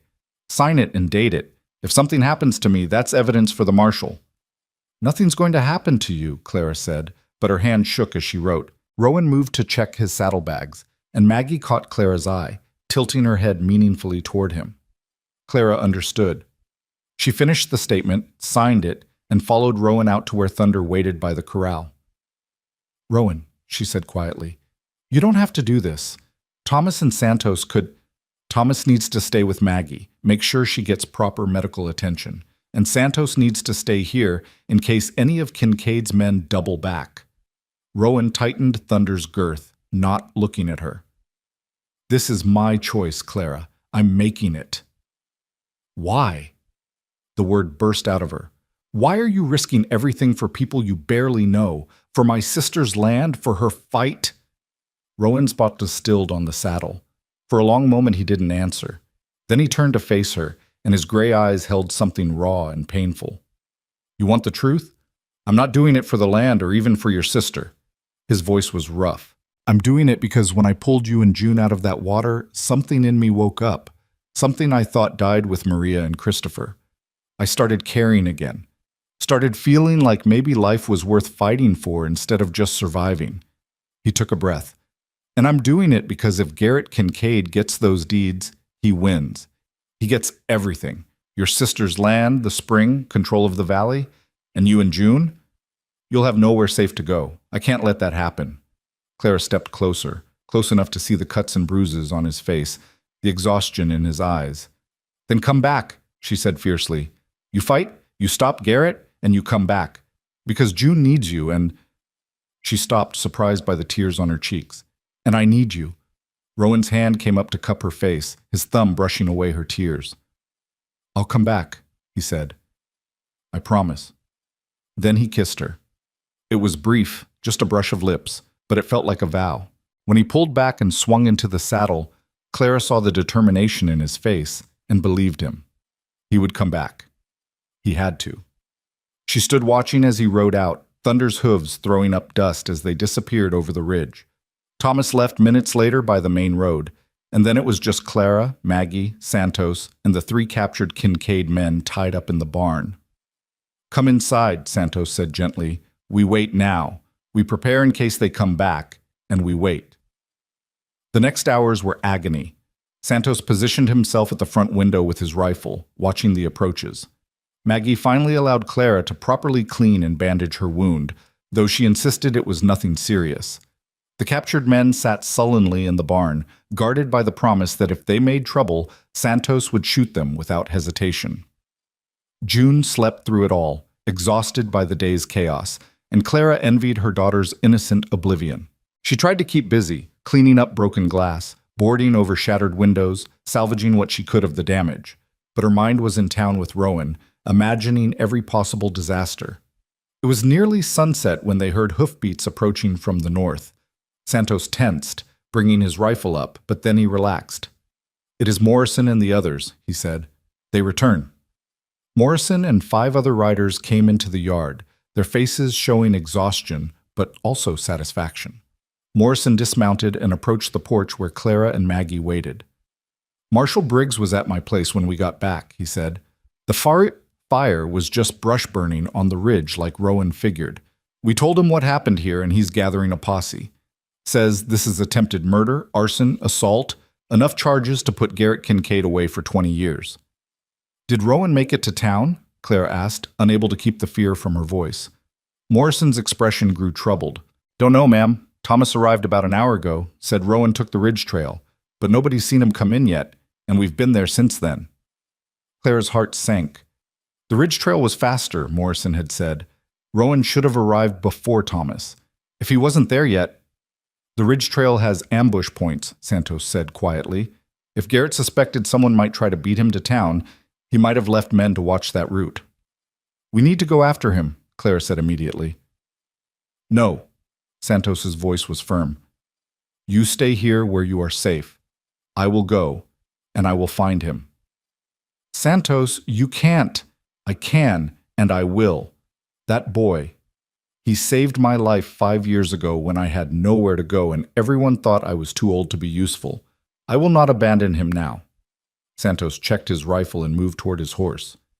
Morrison, you and your men stay here. Protect the women. I will bring Rowan back, or I will not come back at all. He rode out before anyone could argue further, and Clara felt a new fear settle in her chest. Now both men she'd come to care about were in danger, and she was stuck here helpless, waiting. Maggie touched her arm. They'll be all right. Both of them. They're tough, and they're smart. You don't know that, Clara whispered. No, Maggie admitted, but I have to believe it. We both do. Because the alternative is... She didn't finish, but she didn't need to. Clara knew what the alternative was. She'd already lost one man she loved. Losing 2 more might break her entirely. Night fell, and still no word. Morrison's men took turns standing watch while the others rested in the barn. Inside the house, Maggie finally fell into an exhausted sleep, her bandaged arm cradled against her chest. Clara sat at the kitchen table with June on her lap, watching the darkness through the window and trying not to imagine all the terrible possibilities. It was near midnight when she heard it. A single horse, moving fast, coming from the direction of town. Clara was on her feet instantly, June clutched to her chest. Morrison appeared from the barn, rifle ready. The rider burst into the yard, and in the moonlight Clara recognized Thomas. He dismounted before his horse had fully stopped, his face urgent. "Where's Maggie?" he demanded. "Inside, sleeping. Thomas, what happened? Did you find—" "Rowan made it to town," Thomas said, and Clara nearly collapsed with relief. "But barely. Garrett had 2 men waiting on the ridge trail. They ambushed him, shot thunder out from under him. Rowan killed one and wounded the other, then ran the last 3 miles to town on foot." "Is he—" Clara couldn't finish the question. "He's alive. Beat up pretty bad, took a bullet through his shoulder, but alive. He got to the records office just as Garrett was trying to break in. They fought in the street, Rowan half dead on his feet and Garrett with 6 men backing him up. But the townspeople came out, saw what was happening. Hardware store owner brought a shotgun, blacksmith brought a hammer, even the preacher came out with his Bible and his righteousness." Thomas grinned despite the gravity of the situation. Garrett backed down when he realized the whole town was against him. Marshal Briggs arrested him on the spot. "And Rowan?" Clara asked. "Where is he now?" "Doctor's place, getting stitched up. He sent me to tell you he kept his promise. He came back. Santos is with him. They'll both be here by morning if the doctor clears Rowan to ride." Clara sank into a chair, shaking with relief. June stirred in her arms but didn't wake. Thomas knelt beside her, his face kind. "He's going to be all right, Clara. And because of what he did tonight, we have evidence. We have witnesses. We have Garrett in custody and charges pending against Dawson. This isn't over, but we're finally winning." That night, Clara dreamed of floods and gunfire and gray eyes that promised safety. She woke at dawn to find Maggie already up, moving stiffly but determinedly around the kitchen making coffee. Through the window, Clara could see Morrison's men preparing to leave, their job done. "Any sign of them?" Clara asked. Maggie shook her head. "Not yet, but Thomas said by morning, and it's barely past dawn. Give them time." Time crawled by. Clara fed June, changed her, walked circles around the small house with her daughter on her hip. Every sound made her jump, every shadow made her look up hopefully. Maggie watched with sympathetic eyes but said nothing. It was mid-morning when Santos finally appeared on the horizon, riding his paint mare with a second horse trailing behind. As they got closer, Clara saw Rowan slumped in the second saddle, his left arm in a makeshift sling, his face pale beneath several days' worth of beard. Clara handed June to Maggie and ran out to meet them. Santos pulled up first, dismounting with a groan. "He insisted on coming," Santos said tiredly. "The doctor, he said to rest for 3 days minimum. But Rowan, he said he made a promise." Rowan dismounted carefully, favoring his wounded shoulder. When his boots hit the ground, he swayed, and Clara was there instantly, steadying him. "You idiot," she said, her voice thick with tears. "You should have stayed in town, rested properly." "Had to make sure you were safe," Rowan said. His voice was rough, exhausted. "Had to see with my own eyes." "Well, you can see now. We're safe. June's safe. Everyone's safe because of you." Clara looked up at his bruised face, at the bandage visible beneath his torn shirt, at the exhaustion in his eyes. "Now come inside before you fall down." She guided him into the house, Santos following with their saddlebags. Maggie took one look at Rowan and immediately began heating water for tea, pulling out bandages for a proper dressing change. Thomas, who'd ridden in earlier, helped Rowan into a chair. "You're a damn fool, Hale," Thomas said, but there was affection in his voice. "Could have gotten yourself killed." "Worth it," Rowan said simply. His eyes found Clara's across the kitchen. "All worth it." The next few days passed in a strange limbo. Rowan recovered slowly, his shoulder healing, though it would leave another scar to match the one through his eyebrow. Marshal Briggs came and went, taking statements, building his case. More of Kincaid's men came forward, willing to testify now that Garrett was in custody, and it looked like the law might actually win for once. Dawson Kincaid himself was arrested on the 4th day. Marshal Briggs rode out to the Double K with 10 deputies and brought him back in chains. The old man's face was thunderous, but he went quietly, already no doubt planning his legal defense. "It'll go to trial," Marshal Briggs told them. "Could take months, but we've got solid evidence, multiple witnesses, and 2 of Kincaid's own men who've turned state's evidence. I think we can make it stick." "And in the meantime?" Thomas asked. "In the meantime, everyone stays alert. Kincaid still has men loyal to him, and they might try something stupid. But with both Kincaids in custody, most of the hands are drifting off, looking for work elsewhere. The Double K is falling apart from the inside." It was strange, Clara thought, how quickly life tried to return to normal. The broken windows were repaired. The back door was rehung. Maggie's arm healed, though she'd have a scar. The valley settled into an uneasy peace, everyone waiting to see what would happen next. Through it all, Clara found herself watching Rowan. He'd stayed at the Duncan homestead to recover, sleeping in the barn with Santos, taking his meals at the house. Every day he grew stronger, and every day Clara felt her heart pulling toward him more insistently. She caught him one evening sitting on the porch, June asleep in his arms. He'd taken to holding the baby whenever Clara would let him, rocking her gently and humming tuneless songs. The sight of this scarred, dangerous man cradling her daughter with such tenderness never failed to make Clara's throat tight. "She likes you," Clara said softly, sitting beside him. "The feeling's mutual." Rowan's voice was fond as he looked down at June's sleeping face. "She reminds me of Christopher sometimes, the way she grabs my finger, the way she laughs." It was the first time he'd spoken his son's name where Clara could hear. She held very still, afraid to break the moment. "He would have been 8 now," Rowan continued quietly. "Sometimes I wonder what he would have been like. Would he have wanted to be a rancher like me? Or would he have wanted something different? Would he have been tall or short, serious or funny?" He swallowed hard. "I'll never know." "Tell me about him," Clara said. "About Christopher. About Maria." So he did. In the gathering darkness, with June sleeping between them, Rowan told Clara about his wife who'd loved to garden, who'd sung Mexican ballads while she cooked, who'd been fierce and loving in equal measure. He told her about Christopher, who'd been afraid of horses until the day he wasn't, who'd wanted to be just like his papa, who'd died calling for water with a fever that wouldn't break. "I'm sorry," Clara whispered when he finished. "I'm so sorry, Rowan. So am I. Sorry you lost Daniel. Sorry you had to go through that alone." He looked at her, his gray eyes reflecting the first stars. "But I'm not sorry the flood brought you here. Does that make me a terrible person?" "No," Clara said. "It makes you human." They sat in comfortable silence for a while, listening to the night sounds of the valley. Finally, Rowan spoke again. "I'm going back to my ranch in a few days. Santos and I need to check the herd, repair the damage from Kincaid's raids, but Clara..." He stopped, seeming to gather his courage. "I'd like to come back, to visit, if that would be all right with you." "Of course it would be all right," Clara said. Her heart was pounding so hard she was sure he could hear it. "We'd like that. June and I both." "Good."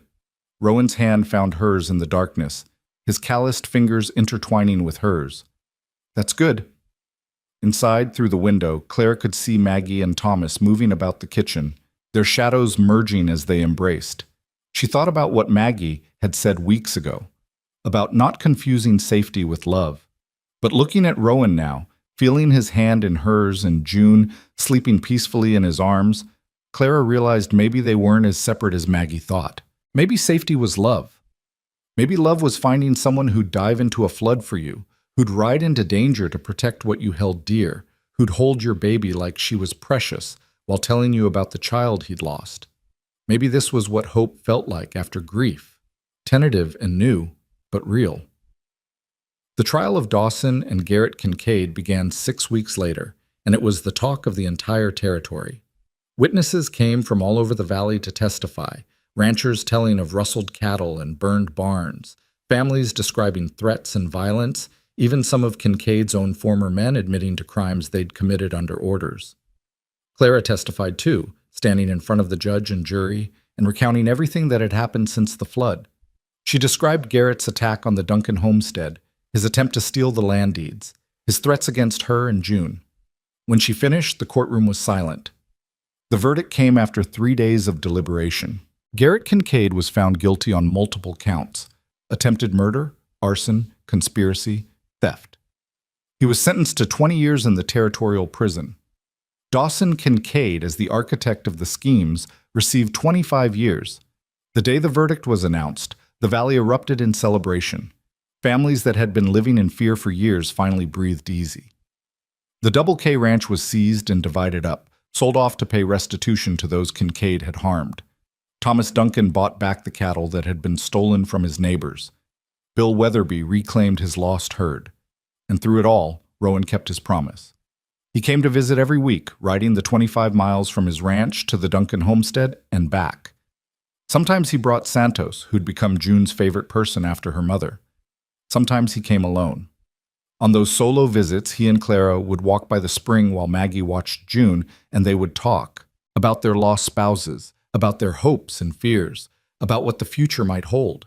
The conversations were easy and hard in equal measure, but they were honest, and they were healing. "I think Maria would have liked you," Rowan said one afternoon as they sat by the water. "She always said I needed someone who'd challenge me, who wouldn't let me be stubborn for stubborn's sake." "And Daniel would have liked you," Clara replied. "He always said I needed someone strong, someone who could keep up with me." "Think they'd approve?" Rowan asked quietly.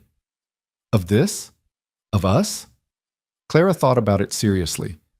"I think they'd want us to be happy, and I think—" She paused, surprised by her own certainty. "I think I could be happy with you, Rowan. Not right away, not tomorrow, but someday." "Someday works for me," Rowan said. He took her hand and they sat watching the spring bubble up from the earth, clear and constant and life-giving. 3 months after the trial, on a crisp November morning, Marshal Briggs rode out to the Duncan homestead with news. The territorial governor had issued a formal apology to all the families affected by Kincaid's crimes. Compensation would be paid. Protection would be guaranteed. The valley was officially safe again. That night, Thomas organized a celebration. Families from all over came: the Morrisons, the Chens, the Hoffmans, old Bill Weatherby, and dozens more. They gathered in the Duncan yard with food and music, celebrating not just the governor's decree but their own survival, their own courage, in standing together when it mattered most. Clara stood on the porch holding June, watching the festivities, when she felt a presence beside her. Rowan had arrived late, straight from his ranch, still dusty from the ride. "Sorry I'm late," he said. "Had a fence break this morning. Took longer to fix than I expected." "You're here now," Clara said. "That's what matters." June saw Rowan and immediately reached for him, making her demanding baby sounds. Rowan laughed and took her, settling her on his hip with the ease of long practice. "Getting big, aren't you, little one?" he said to June. "Soon you'll be running around, getting into everything." "She loves you," Clara said softly. Rowan looked at her, and something in his expression made Clara's breath catch. "I love her too," he said. "And Clara, I love you." The words hung in the air between them, simple and profound. Clara felt tears prick her eyes, but they were good tears this time, healing tears. "I love you too," she whispered. "I didn't think I could again, after Daniel. But I do." "Marry me," Rowan said. It wasn't a question, not exactly, but not quite a demand either. "Not tomorrow, not next week, but when you're ready. Marry me and bring June to the ranch. Let me be her father, let me be your husband. Let me spend the rest of my life making sure you both know you're loved." Clara's answer caught in her throat, choked by emotion. Instead, she reached up and pulled him down into a kiss, careful of the baby between them. June laughed, delighted by whatever game the adults were playing. When they pulled apart, Rowan was smiling, really smiling, the kind of smile that reached his eyes and made him look years younger. "I'll take that as a yes," he said. "Yes," Clara confirmed, laughing through her tears. "Yes, when I'm ready. Yes to all of it." They married in February, 5 months after the flood that had brought them together. It was a small ceremony at the Duncan homestead, with Santos as Rowan's best man and Maggie as Clara's witness. June, nearly a year old now and trying to walk, stumbled around in a new dress Maggie had sewn, charming everyone who looked at her. The preacher who married them was the same one who'd faced down Garrett Kincaid with a Bible in the street that night. He spoke about how God worked in mysterious ways, how tragedy could lead to blessing, how love found in the aftermath of loss was no less real than any other love. When he pronounced them husband and wife, Rowan kissed Clara with such tenderness that half the congregation wiped their eyes. Then he scooped up June, who'd been tugging at his pants leg, and kissed her forehead too. "My girls," he said quietly, just for them to hear. "My family." They moved to Rowan's ranch the next week, Santos helping to transport their meager belongings. The ranch house felt huge after the close quarters they'd been living in, but Rowan was already talking about building an addition, making it bigger for the family he hoped they'd grow. Santos moved into his own small cabin on the property, finally having a space that was truly his. He spent his days working the ranch with Rowan and his evenings carving toys for June, who called him Papa Santos and followed him everywhere. Life settled into new rhythms. Clara learned to run a ranch house, to cook for working men, to manage chickens and gardens and all the 1,000 tasks that came with frontier living. June grew strong and healthy, learning to walk and then to run, her laughter echoing through the house and bringing it alive in ways it hadn't been in 5 years. And Rowan bloomed. The hard edges softened. The grief-haunted eyes grew clear. He laughed more, smiled more, lived more. He taught June to love horses, to respect the land, to be brave and kind in equal measure. He held Clara at night and whispered promises about the future they were building together. One evening, nearly a year after their wedding, Clara found him on the porch watching the sunset. She settled beside him, leaning into his warmth. "What are you thinking about?" she asked. "The flood," Rowan said. "That day I saw your wagon in the water. I almost didn't go in, you know. For a second I thought about riding past, staying out of it. 5 years of grief had taught me that getting involved only brought pain." "What changed your mind?" "I saw June. Just a glimpse of her in your arms, and I thought, I can't let another child die. Not if there's any chance." He turned to look at Clara, his gray eyes warm in the fading light. "I thought I was saving you that day. But looking back, I think maybe you saved me." "We saved each other," Clara said simply. Inside, they could hear June's excited chatter as Santos played with her before bedtime. The sound made Rowan smile, that full, genuine smile that Clara had come to treasure. "You know what the best part is?" Rowan said. "I get to keep saving you every day, and you get to keep saving me. That's what love is, I think. Just saving each other, over and over, in all the small ways." Clara didn't answer with words. She just took his hand and held it, and together they watched the sun sink below the horizon, painting the sky in shades of orange and gold, the same sky that had been dark with storm clouds the day of the flood, the same land that had seemed so dangerous and unforgiving. But everything looked different now. Everything was different. A cowboy had dove from his horse into raging water, and in doing so, had changed 3 lives forever. He'd saved a mother and child from drowning, yes, but more than that, he'd saved them from a future of fear and loneliness. And they, in turn, had saved him from a past that would have consumed him. Sometimes the worst storms, Clara thought, brought the greatest blessings. Sometimes you had to nearly lose everything to find what truly mattered.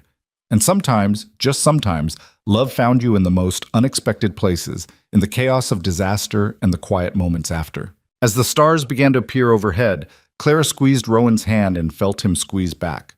Whatever came next, drought or prosperity, hardship or ease, they would face it together. A family forged by fire and flood, and the simple courage of not giving up. And that, Clara thought, was worth every moment of fear she'd endured in that flood. Worth every tear she'd cried for Daniel. Worth every hard mile that had brought her to this porch, this man, this life. It was worth everything. The seasons turned, and with them came the steady rhythm of ranch life that Clara had never imagined she'd find comforting. Spring brought the birth of new calves and the backbreaking work of branding. Summer meant long days in the garden and longer evenings on the porch, watching June chase fireflies while Santos told stories in his melodic Spanish-accented English. Fall arrived with the cattle drive to market and the satisfaction of a good price that would see them through the winter. But it was on an October morning, exactly 1 year after the flood, that everything came full circle. Clara woke to find Rowan's side of the bed empty and cool. She rose, checked on June, still sleeping soundly in her small bed, and padded through the house looking for her husband. She found him on the porch, coffee in hand, staring toward the eastern horizon where the sun was just beginning to paint the sky. "Couldn't sleep?" she asked softly, settling beside him with her shawl wrapped tight against the morning chill. "Been thinking," Rowan said, "about what day it is." Clara had been thinking about it too. 1 year ago today, she'd been in a wagon with Tom Breslin, heading toward an uncertain future. 1 year ago today, the flood had come. "Do you want to go?" she asked. "To the creek, I mean. To see it?" Rowan looked at her with surprise. "I wasn't sure you'd want to. Might bring back bad memories." "It'll bring back all kinds of memories," Clara said. "But I think I need to see it. Need to see that it's just a creek now, not a monster. Does that make sense?" "Perfect sense." Rowan squeezed her hand. "We'll go this morning. All of us. Make it a family trip." Santos was enthusiastic about the idea when they told him over breakfast. June, now walking confidently and chattering in half-formed words, seemed to sense something important was happening and kept tugging at Clara's skirts with excited babbling. They packed a picnic lunch and set out mid-morning, the four of them on horseback with June riding in front of Rowan on Thunder. The big bay stallion had fully recovered from the gunshot wound he'd taken on the ridge trail, though, like his master, he bore new scars. Clara rode a gentle mare Rowan had bought for her, while Santos brought up the rear on his faithful Paint. The ride to Winding Creek took 2 hours. As they approached the valley, Clara felt her chest tighten with remembered fear. But when they crested the rise and looked down, she saw only beauty. Golden grass swaying in the breeze, cottonwood trees still holding their autumn leaves, and cutting through it all, a peaceful ribbon of water that sparkled in the sunlight. "It's so small," Clara said wonderingly. "How could something so small have been so terrifying?" "Because it wasn't small that day," Rowan said quietly. "That day it was a monster, just like you said. But today it's just a creek again. That's the nature of flash floods. They come and go, leaving everything changed." They rode down to the water's edge, to the stretch where Rowan estimated the wagon had been when he'd seen it. The sandbar where they'd collapsed, exhausted and alive, was still there, though smaller now. The cottonwoods bore the scars of that day, broken branches, high water marks on the trunks. But they'd survived, as had everything else. Santos spread a blanket on the grass while Clara unpacked their lunch. June immediately toddled toward the water, and Rowan scooped her up before she could get her feet wet. "Not so fast, little one," he said, bouncing her on his hip. "Water's cold this time of year." But he carried her closer, let her touch the water with her fingers, watched her laugh at the way it moved. Clara joined them, standing at the creek's edge with her family, and felt something shift inside her, a final releasing of the terror she'd carried. "Thank you," she said to the creek, surprising herself, "for bringing us here, for bringing us to him."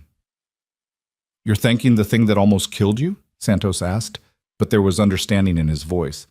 "I'm thanking the thing that brought us together," Clara said. "All of us.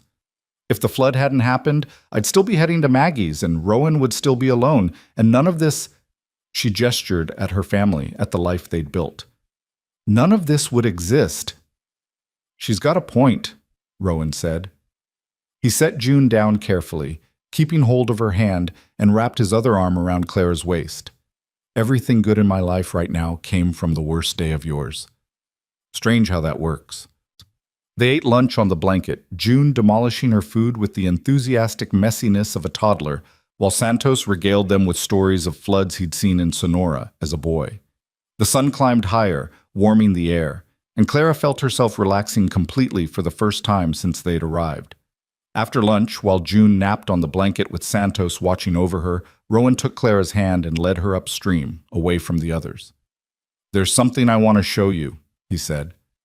They walked for perhaps 10 minutes, following the creek's gentle curve, until Rowan stopped at a bend where a massive boulder sat half in the water, creating a small pool. "This is where I was when I heard the flood coming," he said quietly. "I'd been tracking a mountain lion all morning, lost the trail here. I was about to head home when I heard the roar. By the time I got back to where I could see the valley, the water was already rising." Clara looked at the boulder, at the peaceful pool, trying to imagine Rowan standing here a year ago, unaware that his life was about to change. "What made you look?" she asked. "What made you ride toward the danger instead of away from it?" Instinct, maybe, or maybe something more. Rowan picked up a flat stone and skipped it across the pool. Santos says it was fate. Says Maria sent me to that exact spot at that exact time because she knew you needed help, knew June needed a father. I don't know if I believe that, but I like the idea of it. I believe it, Clara said firmly. I have to believe that Daniel and Maria are somewhere, watching over us, happy that we found each other. Otherwise it all feels too random, too cruel. They stood in comfortable silence for a while, listening to the water. Then Rowan said, I've been thinking about something, about expanding the ranch. Expanding how? Well, the house first. June needs a proper room, not just a corner of ours. And maybe, he paused, looking almost shy, maybe room for more children, if God sees fit to bless us that way. Clara's hand went instinctively to her stomach. She hadn't told him yet, had wanted to be sure, but the signs were all there. She was almost certainly pregnant, probably about 6 weeks along. Rowan, she said softly. About that, his eyes widened as he understood. Clara, are you? I think so. I'm not certain yet, but I think so. Rowan let out a whoop that probably scared every animal within a mile and swept her into his arms, spinning her around. When he set her down, his face was radiant with joy. Are you happy? Clara asked, suddenly nervous. I know it's soon, and we haven't really talked about... Happy? Rowan cupped her face in his hands. Clara, I'm more than happy. I'm grateful and blessed and terrified and excited all at once. A baby, our baby. Christopher's brother or sister, Clara said gently, and watched Rowan's eyes fill with tears. Yeah, he said roughly. Yeah, that too. He'd have been a good big brother. He'll still be one, Clara said, just from heaven instead of here. And June will be a wonderful big sister right here on earth. They held each other for a long moment, there by the creek that had changed everything, and Clara felt the last piece of her heart that had remained locked away finally open. She'd been so afraid after Daniel died that she'd never feel complete again, never feel whole. But standing here with Rowan, carrying his child, with June and Santos waiting for them downstream, she realized she was more than whole. She was healed. When they returned to the blanket, Santos took one look at their faces and grinned knowingly. So, he said, when do I start carving toys for the new little one? How did you... Clara started, then laughed. Never mind. I should know by now you notice everything. June will need help, Santos said seriously, looking at the toddler who was just waking from her nap. Being a big sister is hard work, but I will teach her, just as I taught my own children. You never talk about your family, Rowan said. Your children in Sonora. Santos's expression grew wistful. I have 4 sons, 2 daughters. The eldest, Miguel, he would be 40 now.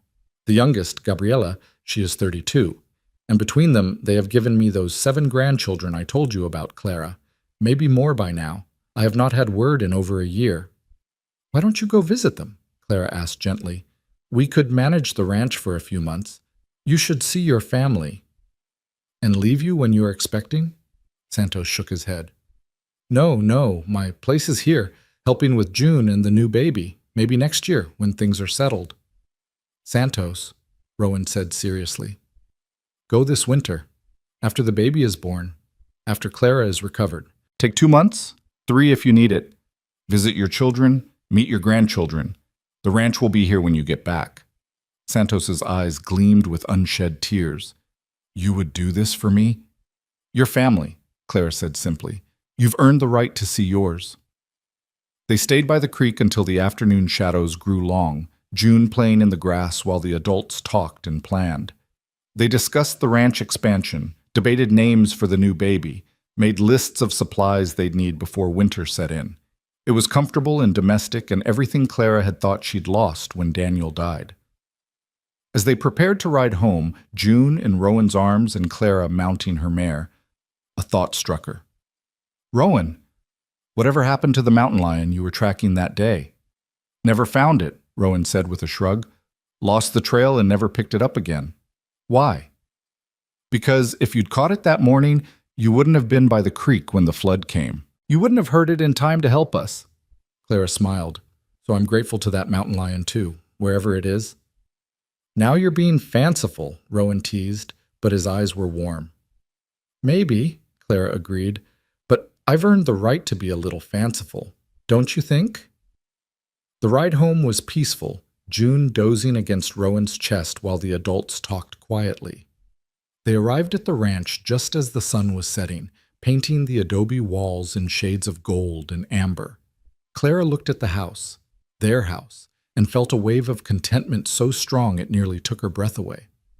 This was home. Not the house in Tucson where she'd lived with Daniel, not Maggie's homestead where she'd planned to start over. This ranch, with its weathered barn and sturdy corrals and the man who'd saved her life. This was where she belonged. The next few months passed in a blur of preparation. Rowan and Santos worked on the house addition, building 2 new rooms, one for June and one for the baby. Thomas came over several weekends to help, bringing Maggie and their news. Maggie was expecting too, due about 3 months after Clara, and the sisters spent happy hours planning for their children who would grow up together. The trial of the Kincaids had concluded with both men sentenced to hard labor in the territorial prison. The Double K Ranch had been completely disbanded, its lands and cattle distributed to settle debts and pay restitution. The valley had settled into peace, small ranchers and homesteaders finally able to work their land without fear. Word had also come from Tucson that Tom Breslin's body had been found downstream, caught in some brush, and had been given a proper burial. Clara grieved for the kind man who'd died trying to get her to safety, and Rowan made sure a stone was placed on his grave with an inscription. He died protecting a mother and child. Christmas came, and with it a celebration at the ranch. Morrison and his family came, along with the Chens, the Hoffmans, and of course Thomas and Maggie. They crowded into the house, spilling out onto the porch despite the cold, sharing food and stories and laughter. June, overwhelmed by the attention, clung to Santos's legs until he picked her up and let her help him serve the tamales he'd made special for the occasion.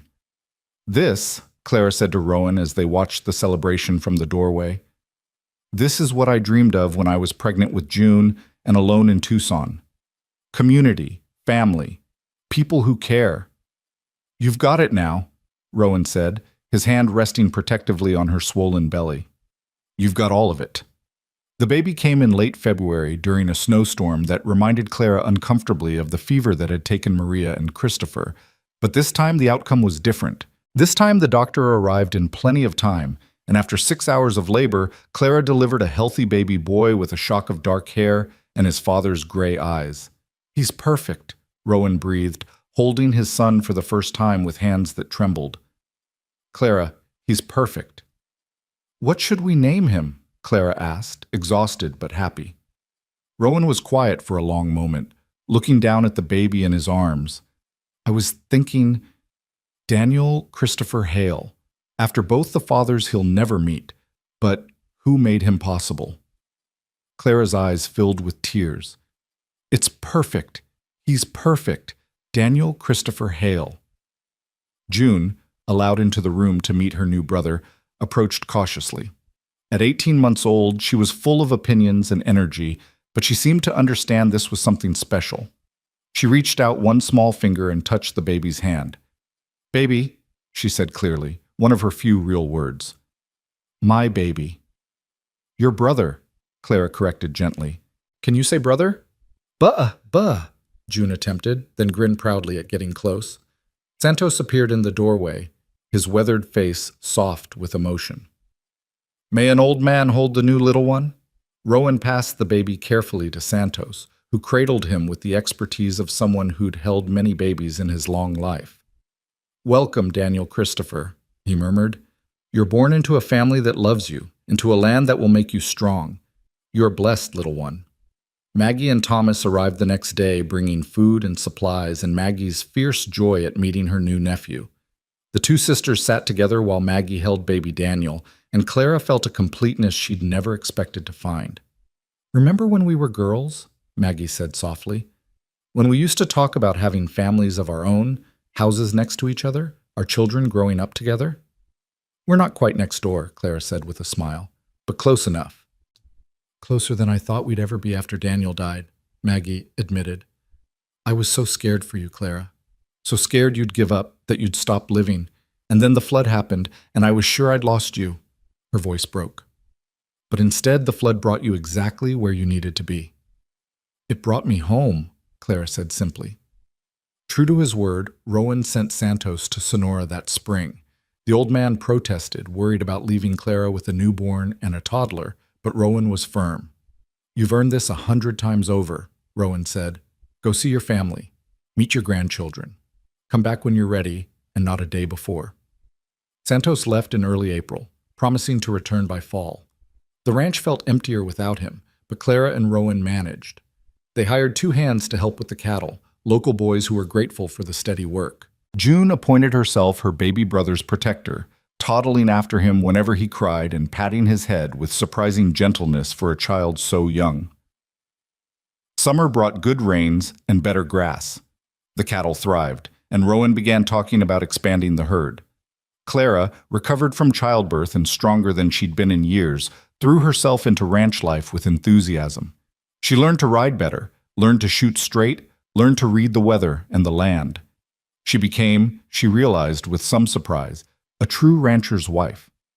It was in late July, as she was working in the garden while June helped by digging holes and Daniel slept in a basket nearby, that she heard riders approaching. Her hand went instinctively to the rifle she now kept within reach. Old habits died hard, even with the Kincaids in prison. But she relaxed when she recognized Santos's distinctive paint mare. But Santos wasn't alone. Behind him rode a younger man, perhaps 40, with Santos's bone structure and kind eyes. And behind him came a whole procession, more riders, a wagon, children ranging from teenagers to toddlers, women in bright shawls. Santos, Clara called, wiping her hands on her apron. You're back early, and you've brought... My family, Santos said, his face radiant with joy as he dismounted.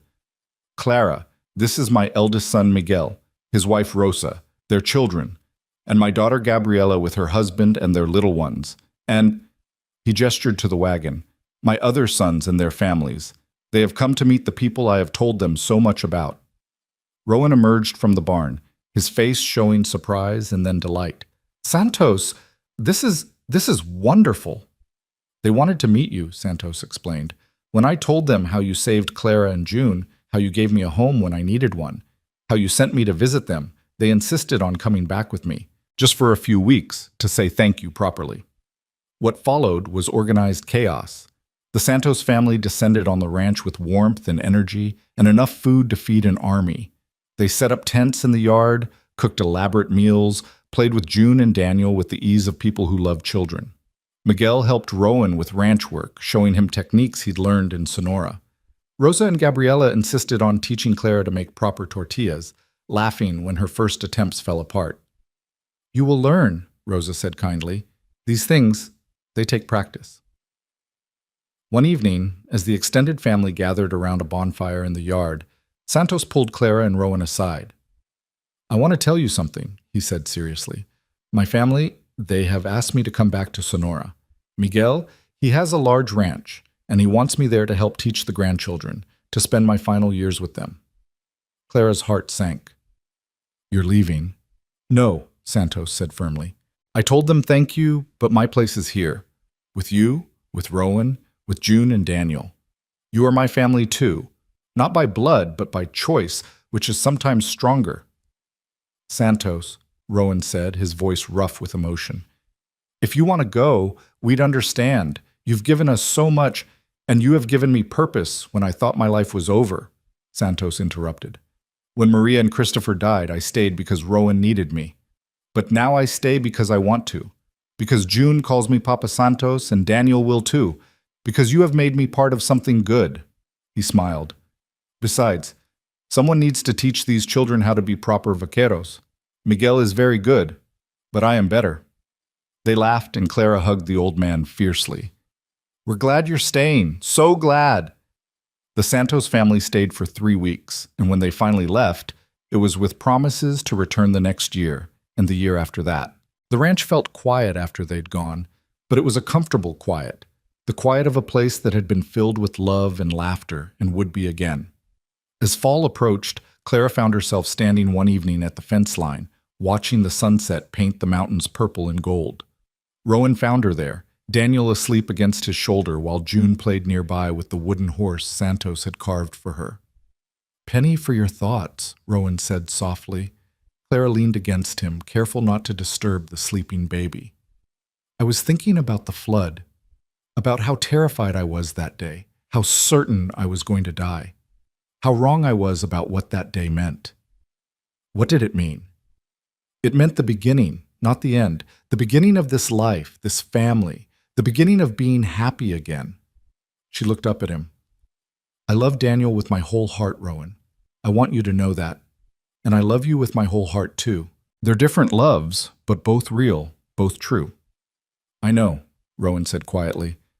"Just like I loved Maria and I love you. The heart's got room for all of it, the grief and the joy, the past and the present. Maria would want me to be happy, and Daniel would want the same for you." "They're watching over us," Clara said with certainty. "Daniel and Maria and Christopher. They sent us to each other." June toddled over, tugging at Clara's skirts. "Mama, look!" She held up a rock she'd found, presenting it like a treasure. "It's beautiful, sweetheart," Clara said, crouching down to admire it properly. "Should we add it to your collection?" June nodded enthusiastically and ran off to find more treasures. Clara straightened, watching her daughter disappear around the corner of the barn with Santos following at a discreet distance to make sure she didn't get into trouble. "She's so much like you," Rowan observed. "Stubborn, brave, full of life." "And Daniel is like you," Clara countered. "Those eyes. That serious expression when he's concentrating." "Poor kid," Rowan said with a laugh. "Let's hope he gets your good nature to balance out my stubbornness." They stood together as the sun sank lower, as the first stars appeared overhead, as June's excited voice floated back to them from wherever she'd wandered. Daniel stirred against Rowan's shoulder, made a small sound, and settled again. "You know what tomorrow is?" Clara asked suddenly. "Thursday? It's the anniversary of our first kiss. 1 year ago tomorrow, at Maggie's, the night before the town meeting." "Has it only been a year?" Rowan shook his head. "Feels like a lifetime." "It has been a lifetime," Clara said. "A whole new life, born from the worst day turned into the best thing that ever happened to us." A rider appeared on the horizon, and they both tensed automatically before recognizing Thomas. He rode into the yard with a wave, dismounting with news written all over his face. "You're not going to believe this," Thomas said without preamble. "Marshal Briggs was out at our place this afternoon. Garrett Kincaid died in prison last week, stabbed by another inmate. And Dawson..." He paused for effect. "Dawson had a heart attack 3 days ago, dead before they could get a doctor." Clara felt a complicated mix of emotions. Relief, certainly. With both Kincaids dead, the threat was truly over, but also sadness for lives wasted on greed and violence, for families destroyed by ambition. "So it's really over," Rowan said quietly. "The valley is finally free." "More than that," Thomas continued. "The territorial governor is sending a new land agent to reorganize the property records, make sure everyone's deeds are properly filed and protected. Says what happened here, the way the community stood together, should be a model for the whole territory." "Huh? That calls for a celebration," Santos declared, having returned with June in his arms. "Tomorrow, we have a feast. Invite all the neighbors. We celebrate the end of old troubles and the beginning of new peace." So they did. The next evening, the ranch filled with people once more. The Morrisons and their children, the Chens with their eldest son who was courting a girl from town, the Hoffmans with their new baby, old Bill Weatherby with his stories and his harmonica. Thomas and Maggie came with food and laughter, Maggie's belly round with the baby she'd deliver in a few months. They ate until they couldn't eat anymore, played music and danced in the yard, told stories as the stars wheeled overhead. June, allowed to stay up past her bedtime, fell asleep in Clara's arms while Rowan held Daniel and Santos played his guitar. "To new beginnings," Morrison proposed, raising his cup. "And to the cowboy who dove off his horse into a flood, saved a woman and a baby, and gave us all the courage to stand up for what's right." "To Rowan!" the crowd echoed, and Rowan ducked his head in embarrassment while Clara squeezed his hand.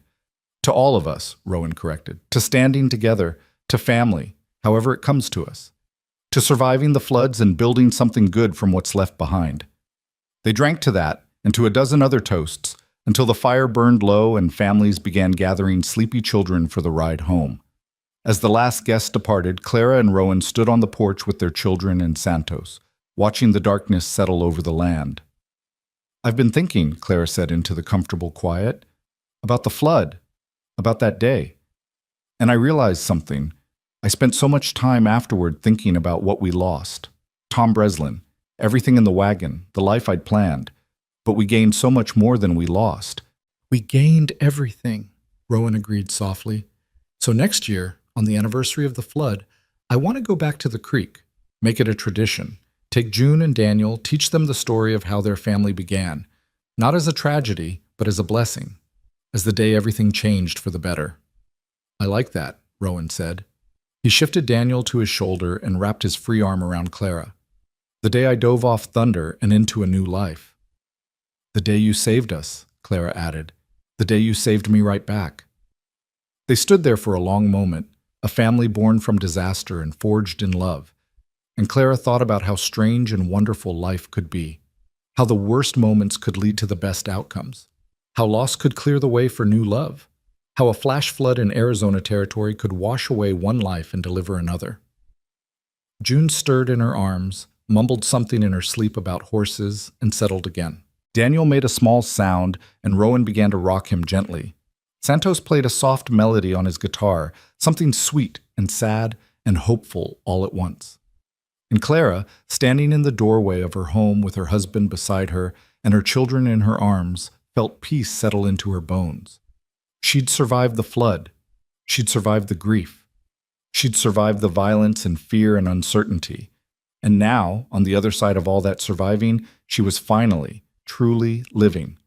The creek that had nearly killed her had instead delivered her to exactly where she needed to be, to this ranch, this man, this family, to a love she hadn't known she could feel again, to a life that made every struggle, every tear, every moment of terror worthwhile.